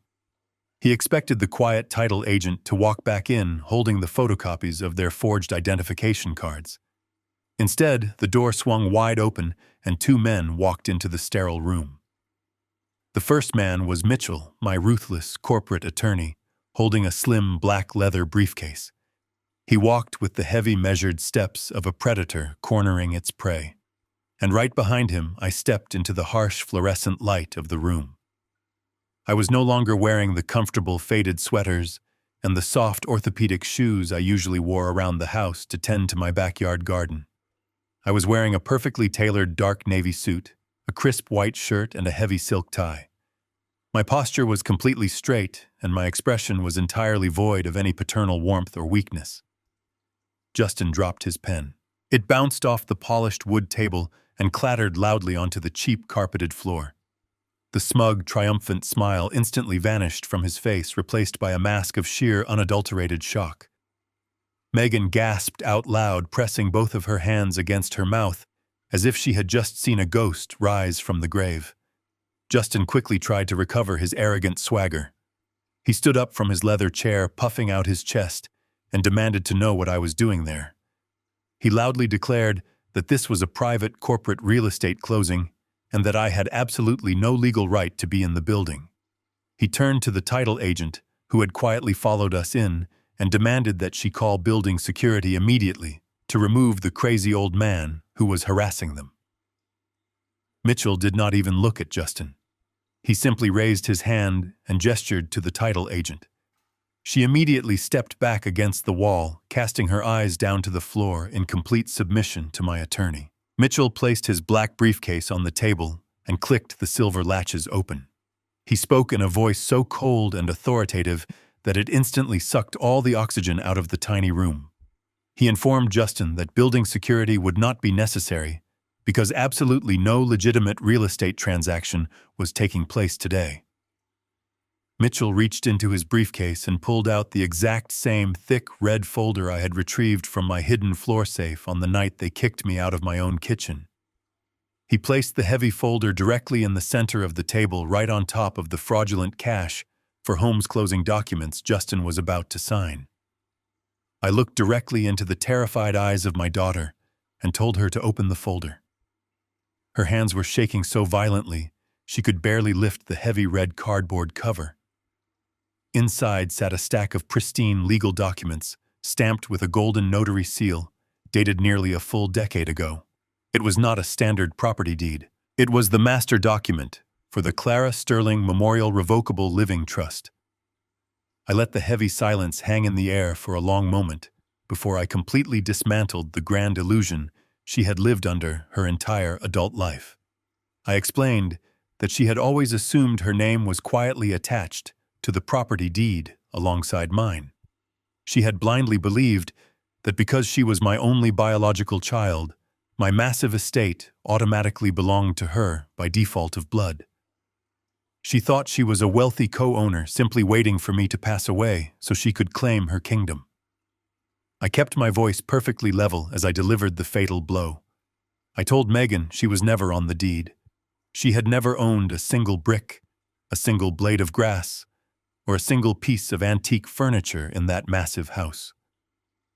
The sprawling residential property was exclusively and permanently owned by the impenetrable corporate trust entity.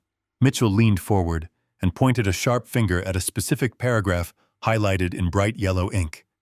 He explained the harsh legal reality to her in brutal corporate terms. Megan was merely listed on page 42 as a conditional beneficiary. This meant she only stood to inherit the estate upon my verified physical death, and only if she strictly adhered to a highly specific set of behavioral and moral clauses written deep into the trust charter. I had spent my entire life building my wealth from nothing, and I absolutely refused to let it be squandered by blind entitlement. The morality clauses my lawyers drafted, were completely ironclad. They explicitly stated that any attempt by the beneficiary to legally, financially, or physically abuse the primary trustee would result in immediate and permanent disinheritance. Furthermore, any attempt to forcefully liquidate, mortgage, or leverage the trust assets without explicit written consent from the trustee would legally nullify the entire beneficiary agreement instantly. I watched the horrifying realization slowly wash over Megan's face. By forcefully kicking me out of my house, by locking me out of my own kitchen, and by actively plotting to throw me into a locked psychiatric ward to steal my wealth, she had systematically violated every single protective clause in the document. By arrogantly trying to accelerate her inheritance, she had permanently destroyed it. Mitchell tapped the red folder once more and delivered the final legal summary. He stated clearly that as of 8 o'clock this morning, I had formally executed my supreme right as the primary trustee to completely and entirely revoke her beneficiary status. She was officially and legally cut out of the family empire forever. The hundreds of thousands of dollars they thought they were about to collect evaporated into thin air right before their eyes. They were sitting in a borrowed room trying to illegally sell a multi-million-dollar property they had absolutely zero legal right to touch. Justin slumped back into his chair, all the color draining from his face as the sheer magnitude of his total failure crushed his chest. Megan simply stared at the golden seal on the trust document, tears of absolute ruin streaming silently down her pale cheeks. She owned nothing. She had nothing. And she had just signed a fraudulent title loan using a property she never possessed. The heavy steel trap was now fully closed and locked. Justin desperately tried to salvage his shattered pride as the reality of the red folder crushed the air out of the room. He pointed a trembling finger at the blank closing documents still resting on the polished wood table.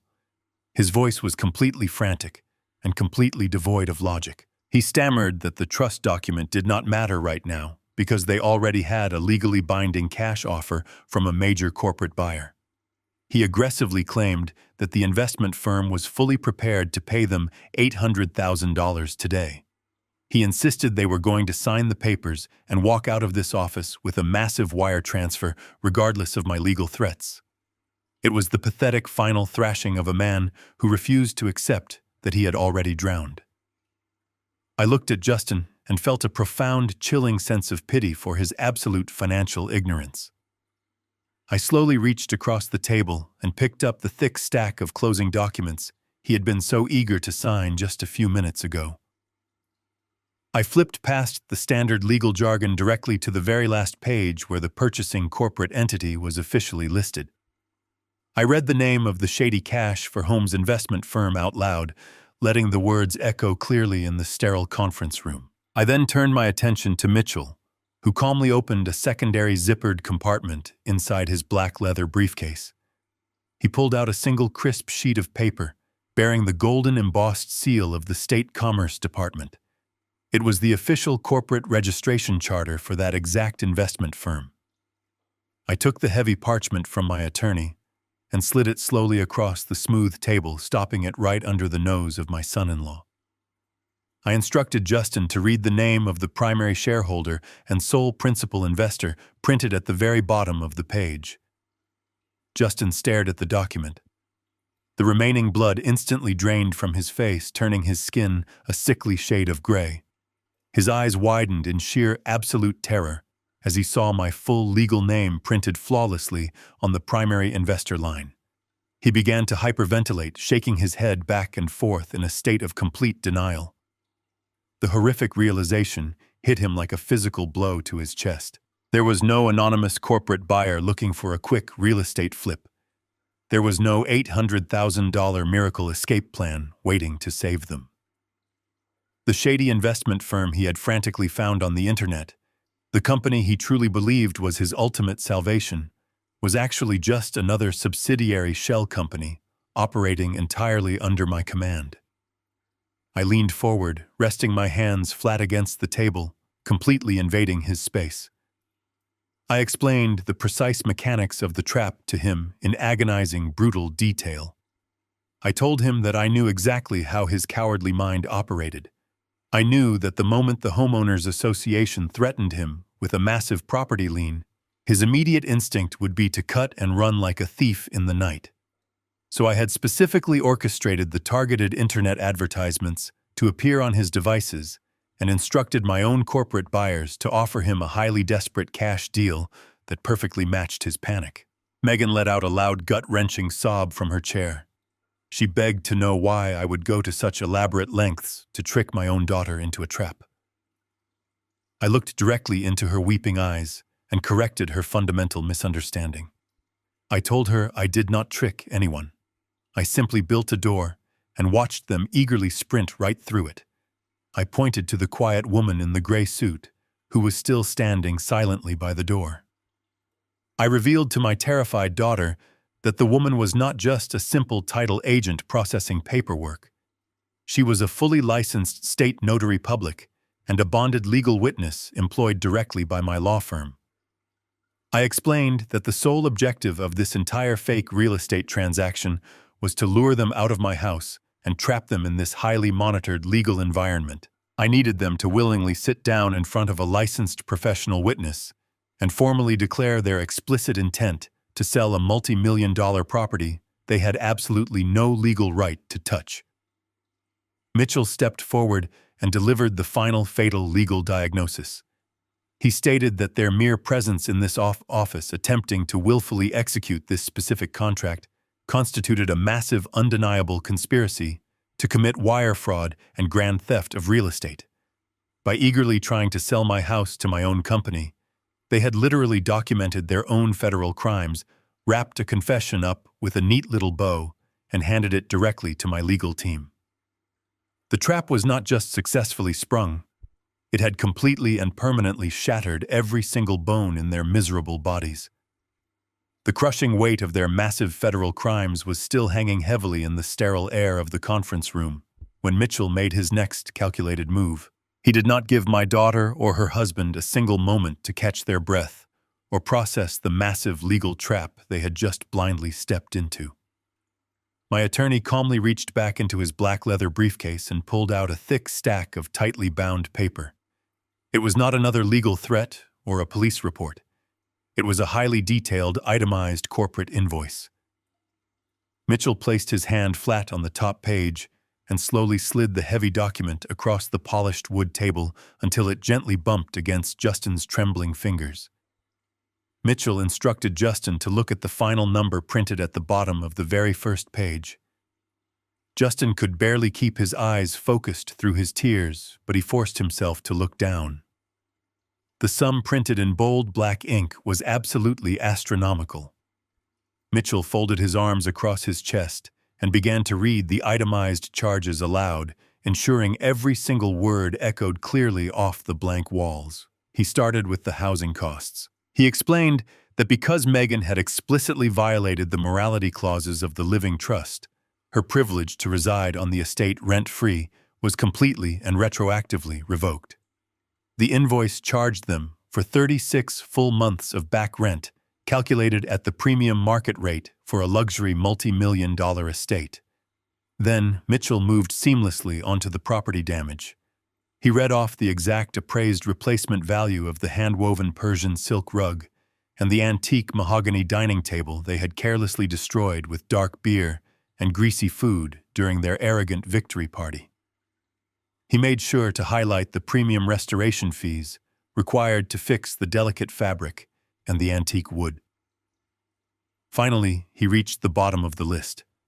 He read out the exact $25,000 penalty levied by the Master Homeowners Association for the illegal commercial catering traffic and the unauthorized demolition of the load-bearing pantry wall. Mitchell stated that because Justin had conducted these illegal commercial activities on corporate property, the holding company was now holding him personally and financially liable for every single cent of the structural repairs and the association fines. The grand total of the invoice was enough to bankrupt them 10 times over. Justin stared at the massive number, feeling his chest completely cave in. Megan covered her face with her trembling hands, sobbing loudly into the quiet room. They had walked into this building expecting to walk out with hundreds of thousands of dollars in stolen cash. Instead, they were leaving with a mountain of insurmountable corporate debt. Mitchell leaned over the table and delivered the final devastating condition. He told them they had exactly 7 days to satisfy the massive invoice in full. If the funds were not completely cleared by next Monday, he would personally hand their signed fraudulent real estate contracts directly to the federal prosecutor's office. The silence in the room was absolute after Mitchell delivered the final, devastating ultimatum. Justin stared blankly at the massive corporate invoice and the forged real estate contracts resting on the polished veneer table. The terrifying reality of his complete destruction finally bypassed his arrogant delusions and struck him with the force of a freight train. He was not going to be a millionaire living a life of luxury on a sprawling suburban estate. He was going to be a convicted federal inmate burdened with an insurmountable mountain of corporate debt. The catering business he had built on a foundation of tax fraud was dead. The wealthy lifestyle he had brazenly stolen was completely gone. His breathing became incredibly shallow and rapid. Sweat began to bead heavily on his forehead and soak the collar of his crisp dress shirt. A low, guttural sound began to build deep in the back of his throat. It was the pitiful sound of a cornered animal finally realizing the cage door had been permanently locked. The sheer humiliation of being so effortlessly outsmarted by the elderly father-in-law he had openly mocked and abused was simply too much for his fragile, cowardly ego to process. His mind completely snapped under the immense, crushing pressure of his own failures. He slammed both of his bruised hands down flat onto the wooden table. The sudden violent noise echoed like a gunshot in the sterile conference room. He let out a furious primal scream and pushed himself violently up from his leather chair. He did not look at the door. He did not look at the forged documents.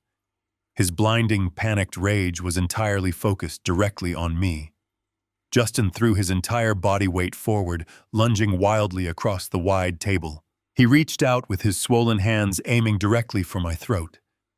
He wanted to physically tear the calm expression off my face and violently destroy the man who had systematically dismantled his entire stolen life. I did not flinch. I did not raise my arms to defend myself. I did not even blink. I simply sat perfectly still in my tailored navy suit watching his desperate, pathetic attack unfold with absolute emotional detachment. Before his outstretched fingers could even brush the silk fabric of my tie, a massive dark shadow stepped directly into his path. I had not yet mentioned the tall, broad-shouldered man standing quietly in the corner of the room near the exit. He was the personal private security contractor, employed by my ruthless attorney. The guard moved with terrifying speed and absolute military precision. He stepped smoothly around the edge of the table and intercepted my son-in-law mid-lunge. The massive guard grabbed Justin by the collar of his shirt and the leather belt of his trousers. With a single effortless fluid motion, the security contractor hoisted Justin completely off the table and violently threw him backward through the air. Justin crashed heavily into his leather chair.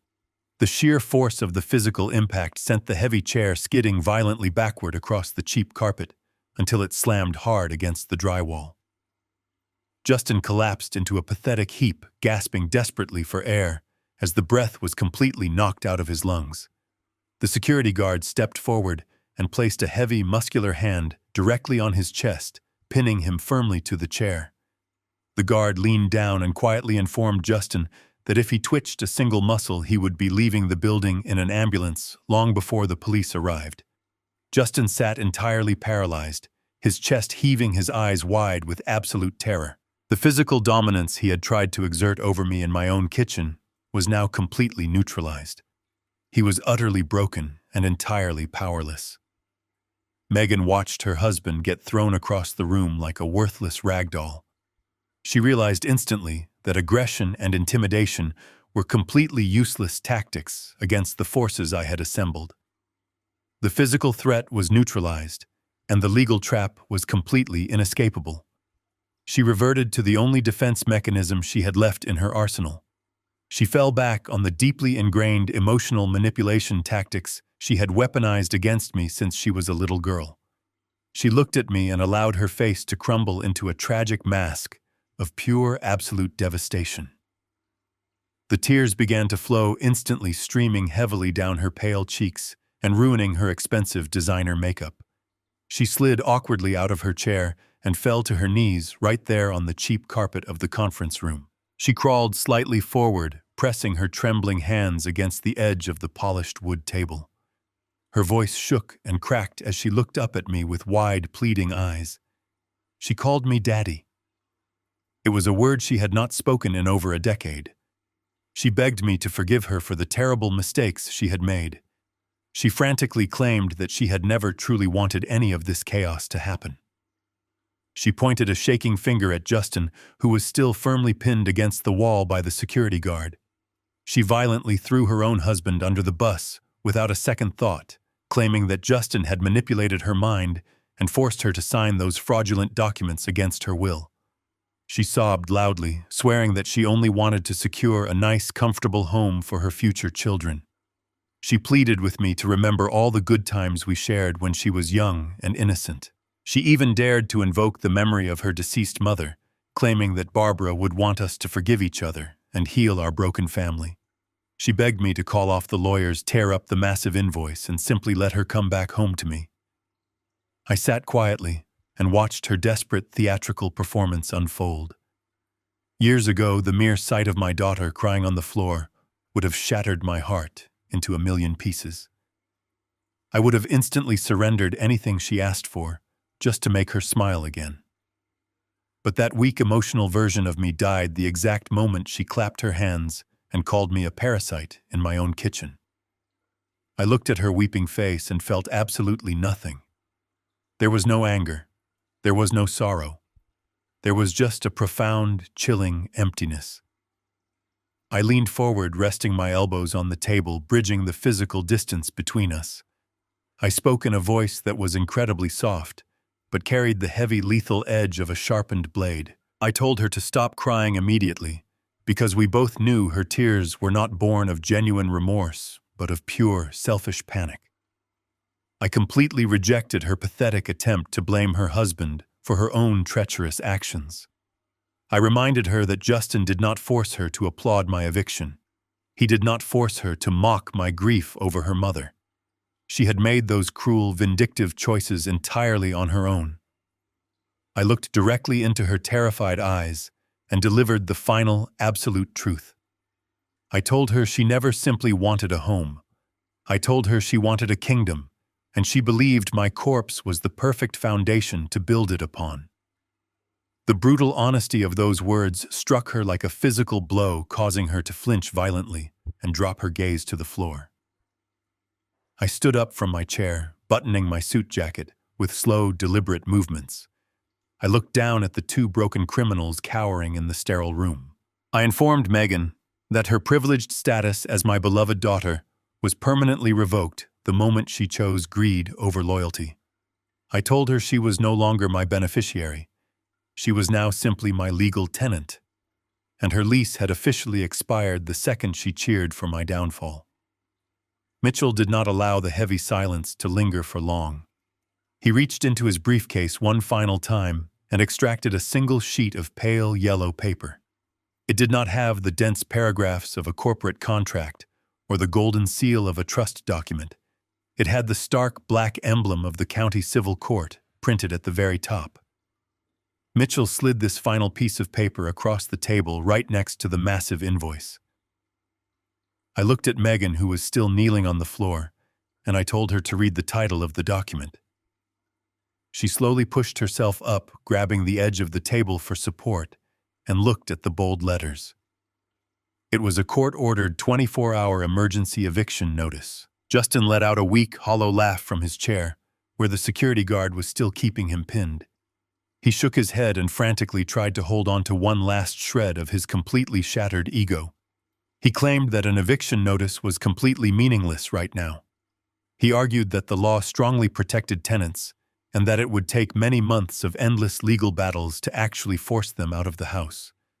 He confidently stated that they had squatters' rights and could easily drag the court process out through the entire summer while living rent-free. He truly believed the slow grinding wheels of the justice system would provide him with a comfortable temporary shield against my wrath. Mitchell adjusted his suit jacket and completely dismantled that final pathetic delusion with surgical precision. He calmly explained that under normal circumstances, a standard residential eviction could indeed take several months to execute. However, the circumstances surrounding their specific tenancy were no longer standard in any way. Mitchell pointed a sharp finger directly at Justin and reminded him of the horrific scene at the luxury car dealership just a few days prior. He explained that when a tenant commits a major felony crime, specifically the grand theft of a corporate asset owned by the property landlord, the legal protections of a standard residential lease are instantly and permanently nullified. I told Justin that Mitchell and I had visited a county judge first thing this morning, long before they even arrived at this title office. We had presented the judge with the certified police report, detailing his felony arrest for stealing my classic truck. We showed the judge the frozen bank accounts and the massive homeowners association fines as undeniable proof of their highly destructive behavior on the premises. The judge did not hesitate for a single second. Recognizing the severe and immediate financial threat they posed to the corporate estate, the judge bypassed the standard waiting periods entirely. He signed the emergency eviction order, granting my security team the absolute legal authority to reclaim the property immediately, without any further hearings. I looked at my daughter and her husband, feeling a profound sense of absolute finality. I told them they did not have months to plan their next move. They did not have weeks to pack their belongings. They had exactly 24 hours to gather their personal clothing and vacate the premises entirely. If they were still standing anywhere on my property by noon tomorrow, I would not be sending a polite moving company to help them pack their bags. I would be sending the county sheriff deputies to physically drag them out in handcuffs for criminal trespassing. The absolute gravity of the 24-hour deadline finally sank into their minds. Justin and Megan stared at the yellow court document, completely paralyzed by the terrifying logistics of their immediate future. They had no money to rent a moving truck. They had no active credit cards to book a hotel room. They had absolutely nowhere to go and no resources to get there. But as I watched the sheer panic wash over their pale faces, I leaned forward and reminded them of the ultimate poetic irony of their current situation. I asked Justin if his mother and brother were still making themselves completely comfortable in my upstairs guest suites. Justin swallowed hard, a fresh wave of terror flashing in his bloodshot eyes. When he had proudly marched into my kitchen and demanded I leave, he had eagerly invited Patricia and Tyler to move in and enjoy the spoils of his hostile takeover. Now that entirely premature invitation had morphed into a massive logistical nightmare for him. I told Justin that the emergency eviction notice applied to every single living soul currently occupying the property. This meant he and Megan could not just quietly pack their own bags and slip away into the night to hide from their shame. They had to go back to the sprawling estate and look directly into the eyes of his own greedy family. I laid out the brutal reality of the agonizing task ahead of them. They had to walk through the front door empty-handed and confess their absolute total failure to the people they had bragged to. They had to tell Patricia, who had coldly refused to pay his bail money just days ago, that the luxurious free vacation was permanently over. They had to physically force his mother and his brother to pack their heavy suitcases and leave the house before the armed sheriff deputies arrived the next morning. If Patricia and Tyler stubbornly refused to leave the comfortable house, Justin would be held legally responsible for their criminal trespassing. The arrogant man who had tried to throw an old man out onto the street was now legally obligated to ruthlessly evict his own blood relatives. I stood up from the table, turned my back on them, and walked out of the sterile conference room, leaving them completely alone to face the devastating monster they had built. The sky broke open the next morning, pouring a cold, heavy rain over the manicured lawns of my neighborhood. I sat inside the warm leather interior of my idling sedan, parked discreetly across the street from the massive iron gates of my estate. The windshield wipers beat a steady, rhythmic pulse, clearing the glass, just enough for me to watch the final act of their tragic play. Exactly at 9:03 marked county sheriff cruisers turned onto the quiet street, their heavy tires hissing against the wet asphalt.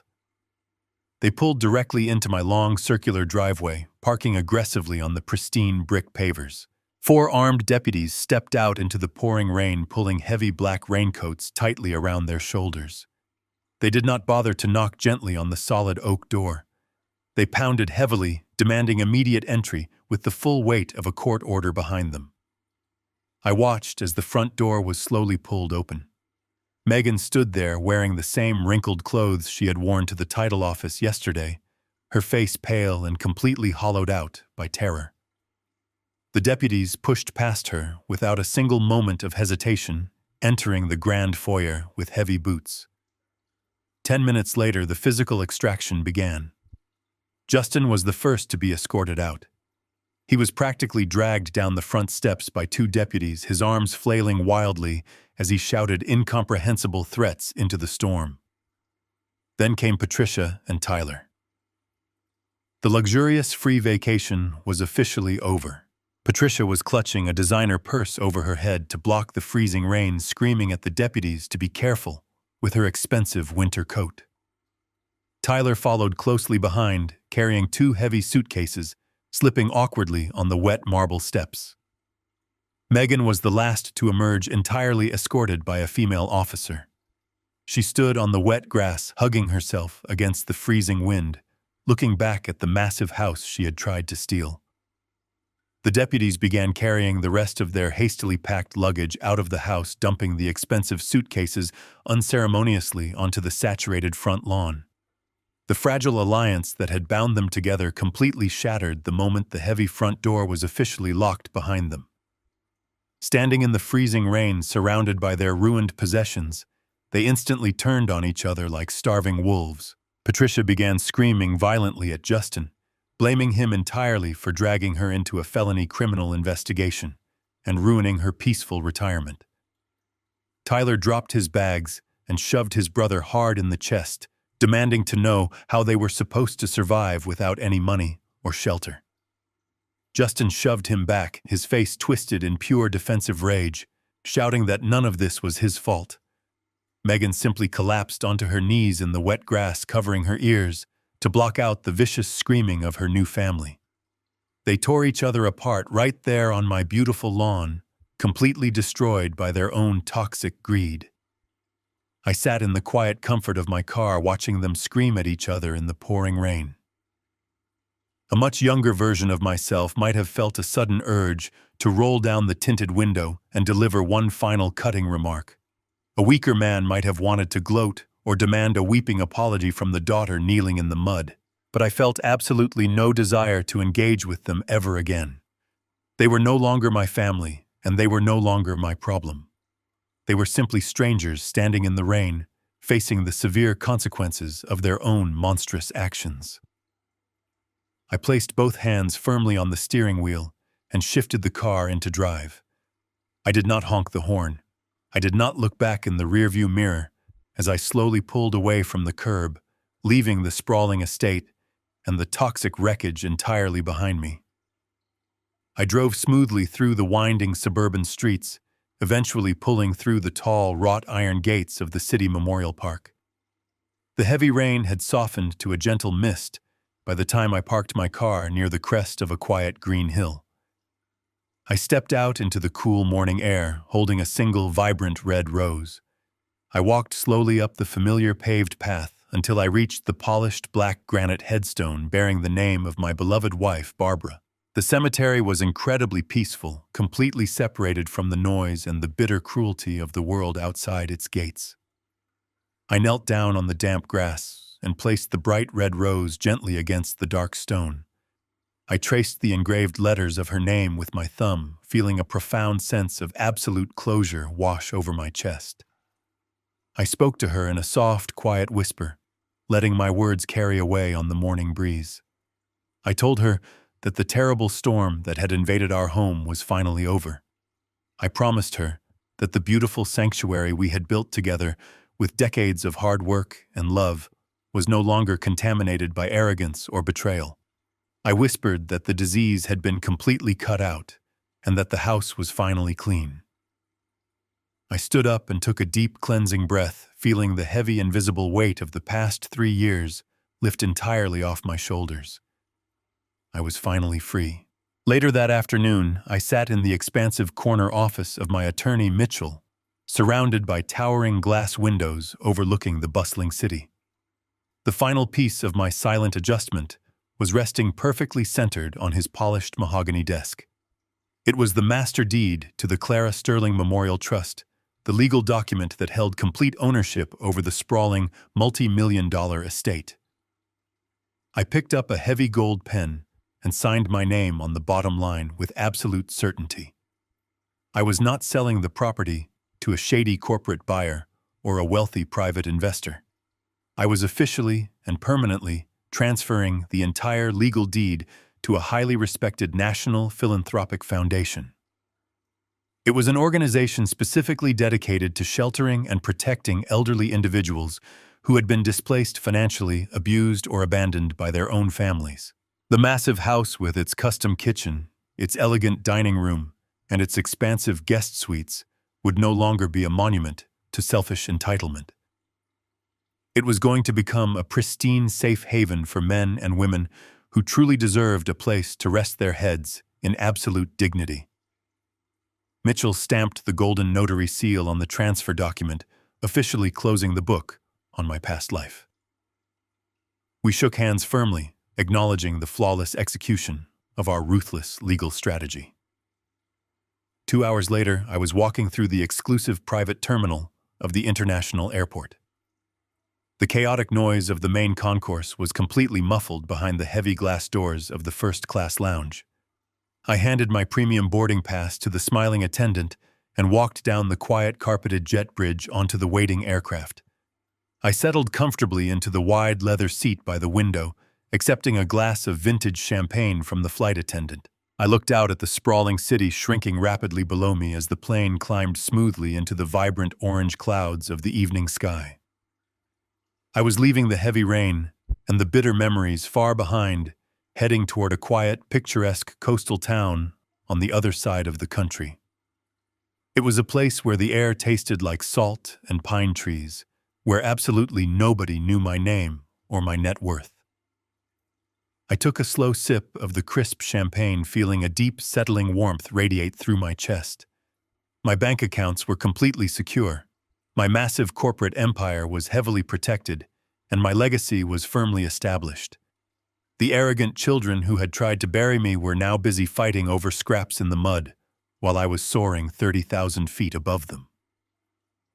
The grand illusion they had tried to build was completely shattered, but my reality was more solid than ever.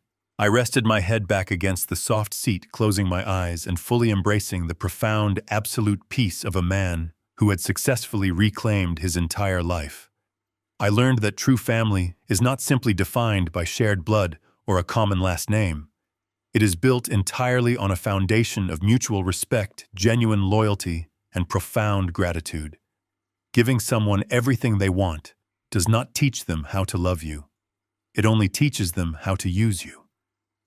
When you sacrifice your own dignity to keep the peace, you only invite further destruction into your home. Sometimes the absolute greatest act of love you can perform is allowing entitled people to face the severe and devastating consequences of their own actions. My peace is worth far more than their presence.